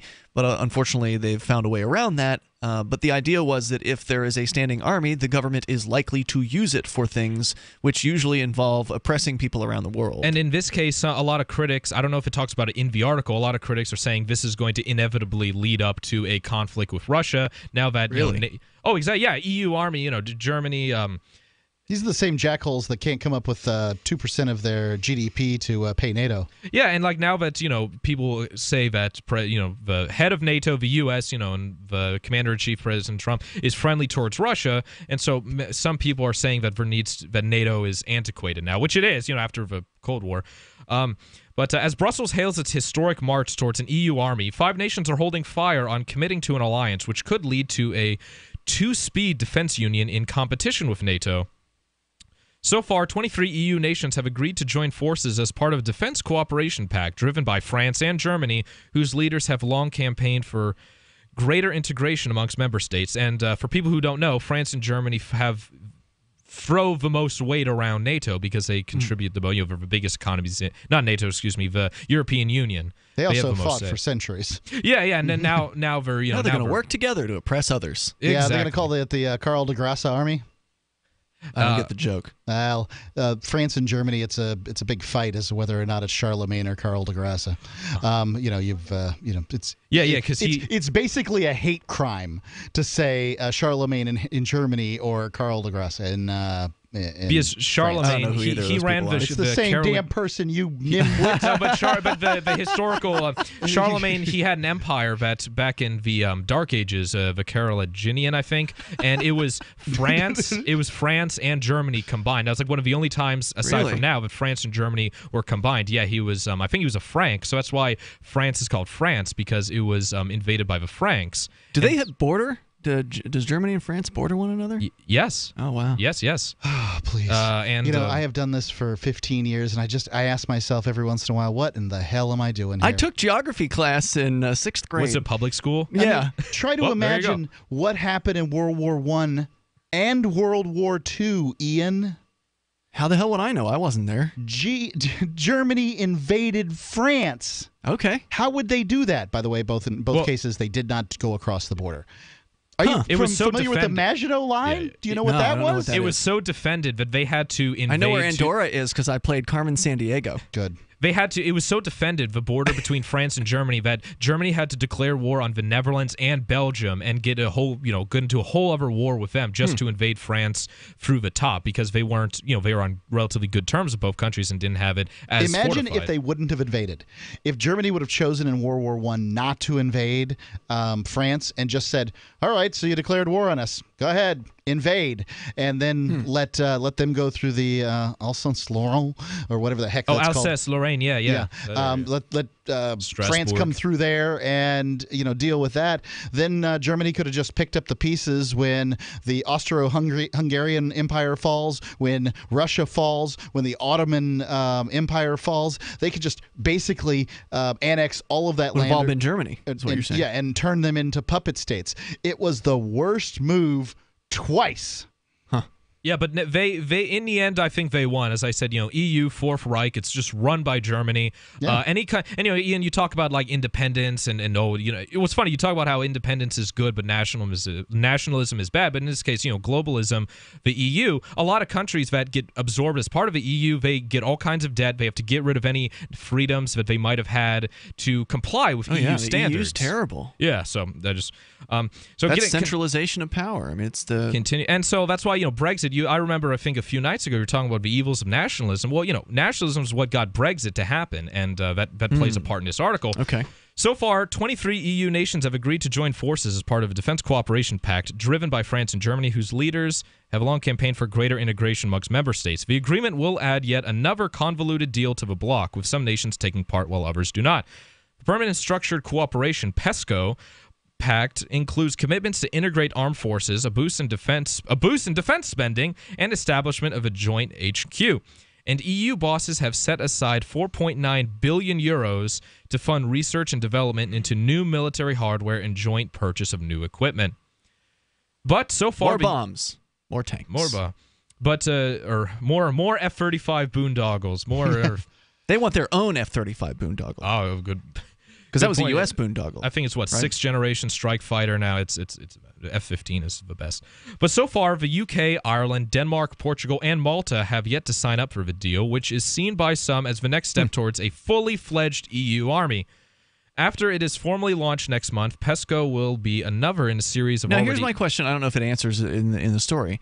Is the reason they're not signing up because they have some sort of objection to the idea of the army, or because they feel like they won't have enough influence over it, that they don't have enough control, or that they don't want to spend as much as they're being told to spend? The article explains the UK's, obviously because it's leaving in Brexit, and I believe Denmark had had some kind of clause in it that says it wouldn't do that, but I believe it does explain later in the article.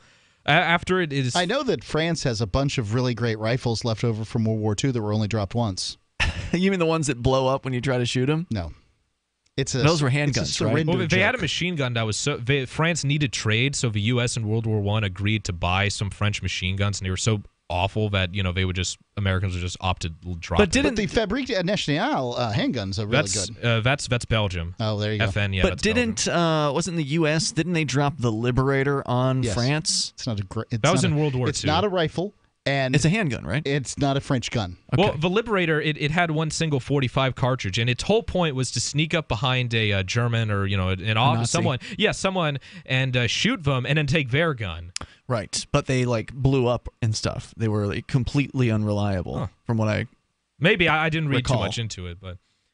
Anyway, we're almost out of time here, but I'm glad to hear that at least there's some opposition to this EU defense force. The world does not need more military structures. I don't understand exactly how they're going to integrate this in with NATO. It's going to be its own thing, isn't it? Sorry, they're going to have two militaries then? To answer your question, so Denmark opted it out of defense policies, but Portugal and Ireland are expected to sign it up by next month. Now, doesn't that also include other places outside of Europe? They have some treaties with Asian countries, but because Russia isn't a problem, because Russia and the Soviet Union isn't a problem anymore, there's no point in it. It should have been dissolved after the Cold War. Government programs, a lot of them should be dissolved. Globalist programs. We're out of time tonight. We'll see you tomorrow online. In the meantime, head over to freetalklive.com.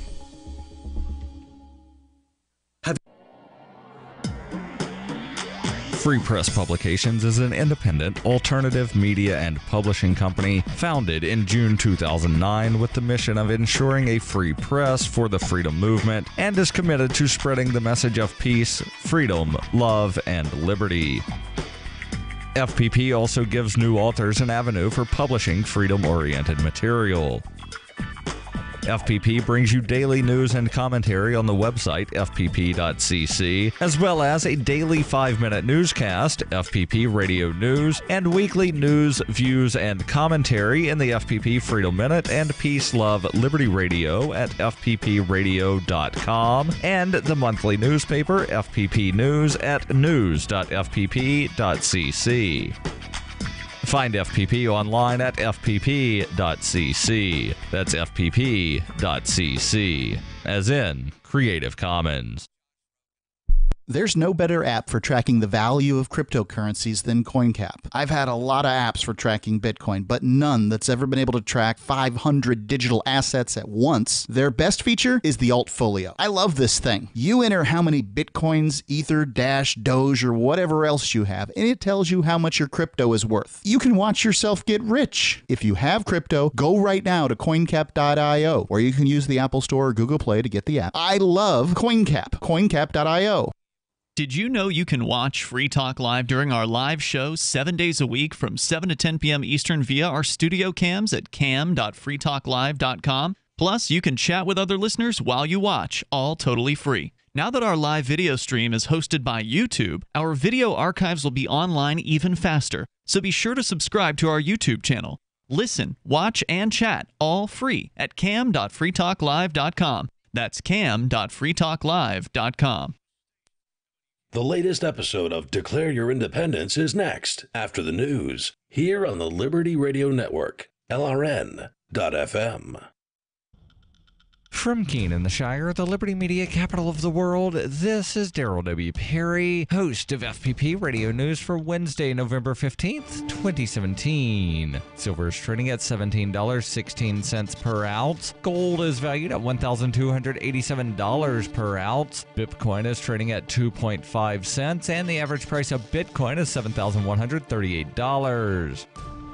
Antiwar.com reports the humanitarian calamity in northern Yemen, fueled by Saudi Arabia's blockade, has been killing large numbers of people as a result of lack of medicine and increasingly scarce food. The situation just got much worse. Hopes that the Sana'a International Airport would be open to aid flights to at least slightly ease the crisis were dashed Tuesday morning when Saudi warplanes attacked the airport, destroying its navigation station and effectively shutting it down. This is not the first time Saudi planes have attacked the airport, and indeed strikes against aid delivery sites, the airport and Hadada port, which have been recurring throughout the war, making aid shipments all the more complicated, even on those rare occasions where the Saudis let such aid in at all. Saudi officials offered no justification for the attack, which added even further to UN concerns about the shortages across Yemen. The Saudi strikes underscore their increasing willingness to use aid restrictions as a weapon of war, just the latest in a litany of war crimes they've committed since the 2015 invasion. For over 40 years, Roberts & Roberts Brokerage has been a trusted source for buying and selling precious metals like gold and silver. And as a Bitcoin-preferred business, Roberts & Roberts Brokerage has removed the minimum purchase amount for all orders paid in the digital currency. Call Roberts & Roberts Brokerage today for knowledgeable advice on buying and selling precious metals and a forward-thinking approach to new technologies. 800-874-9760 or visit online at rrbi.co. UPI reports a Louisiana man who spent the past 45 years in prison will be released after a judge overturned his rape conviction because the prosecution withheld evidence that could have proven his innocence. 65-year-old Wilbert Jones was convicted of aggravated rape in 1971 and sentenced to life in prison. The Innocence Project recently took up his case and argued that Jones deserves a new trial because he was misidentified and that prosecutors originally failed to disclose that they'd linked a different man to strikingly similar crimes in the years leading up to Jones's conviction. conviction. District Judge Richard Anderson agreed with Jones's attorneys and threw out his conviction on October 31st. On Tuesday, Anderson set a $2,000 bail for Jones, who is expected to walk out of prison a free man on Wednesday. During a bail hearing at the 19th Judicial District Courthouse on Tuesday, Hunt Correctional Center Warden Timothy Hooper testified that Jones had been a model prisoner during his nearly half-century of incarceration, and fellow inmates saw him as a role model. Hooper also said Jones, who has been in prison since the age of 19, has recently taken a re-entry class to make the transition to life on the outside. Jones was accused of abducting a nurse from a hospital parking lot and raping her on October 2nd, 1971. A few weeks after that incident, another woman was abducted from a parking lot and raped. Fingerprints belonging to a man named Arnold Ray O'Connor were found in the second case, and he fit both victims' descriptions of the attacker. He was arrested on suspicion of rape, but never charged. Prosecutors never told Jones's defense attorneys about the second abduction and rape incident during his 1971 trial. 2 years later, O'Connor was convicted and sentenced to 40 years in prison for armed robbery during a home invasion rape that was also near a hospital. Baton Rouge prosecutors said they cannot retry Jones because the victim died in 2008. Bitcoin Not Bombs is a launching pad for nonprofits and social entrepreneurs into the financial freedom of the Bitcoin economy. Bitcoin Not Bombs offers premium publicity campaigns designed to facilitate an organization's adoption of Bitcoin as a payment system and to fully capitalize on that decision in their fundraising efforts. Bitcoin Not Bombs is fully committed to being the hub of the nonprofit sector of the Bitcoin economy, maximizing the potential cross-promotion of all our clients and commercial partners. To learn more, visit bitcoinnotbombs.com. Reuters reports U.S. Senate Majority Leader Mitch McConnell said Tuesday that he wanted to work with the White House to explore ways to keep embattled Republican Senate candidate Roy Moore from taking office if he wins a special election in Alabama. Speaking to reporters at the U.S. Capitol, McConnell said he had been in contact with President Donald Trump and others about sexual misconduct allegations against Moore. 5 women have accused Moore of sexual misconduct stemming from when he was in his 30s and they were teenagers. Moore, who is now 70, denies the allegations. McConnell said Republicans were considering having a candidate launch a write-in campaign against Moore for the December 12th special election. This has been FPP Radio News. Online at fppradio.com.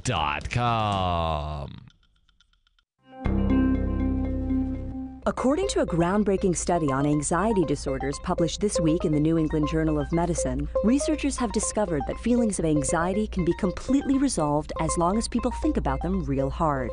After studying subjects with mild to chronic anxiety disorders, we found that the best way to overcome mental stress is to isolate the root of the anxiety, analyze it from every possible angle, and then think about it nonstop until it completely disappears. Researchers worked with numerous subjects in the middle of high-stress scenarios and said the key to overcoming anxiety is to start by focusing on a minor problem, list everything that can go wrong in the worst-case scenario, and then repeat that list in your head 200 times.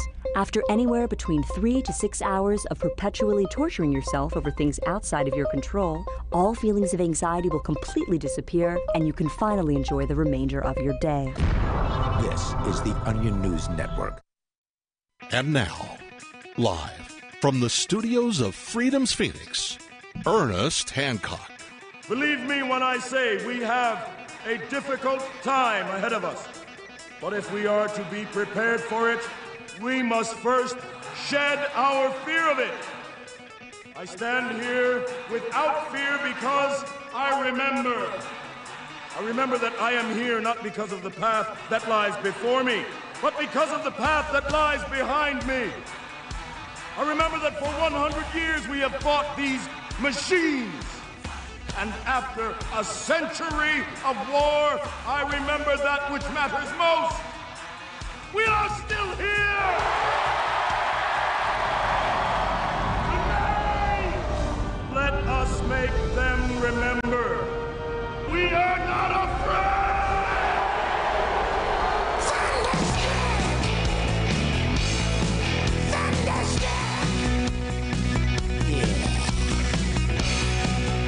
Yeah, no fear. No fear, no fear, no fear, no fear.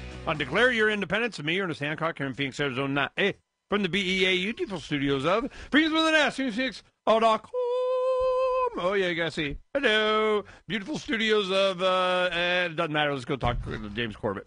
James Corbett, from Japan. We have lots of things to talk about whenever we're going over the news of the day. He's definitely got all of it going on, and we got Davi Barker sitting in, and we've been paying attention to Saudi Arabia, and I got to throw it right to you, James. Game of Thrones. What you need to know about the Saudi purge is one of the first things. Tell us everything we got to know, man. All right, I'll run down through the 5 things that I wrote about last weekend, and you can stop where you want to stop. Number 1, guess who made an unannounced, unplanned, unscheduled visit that no one knew about to Riyadh just days before the whole purge came down? Mr. Trump! Jared Kushner. No? Yes, well, Trump's son-in-law. Recently Trump was there laying hands on this switchover, I guess, I don't know, a month or two ago, whenever it was.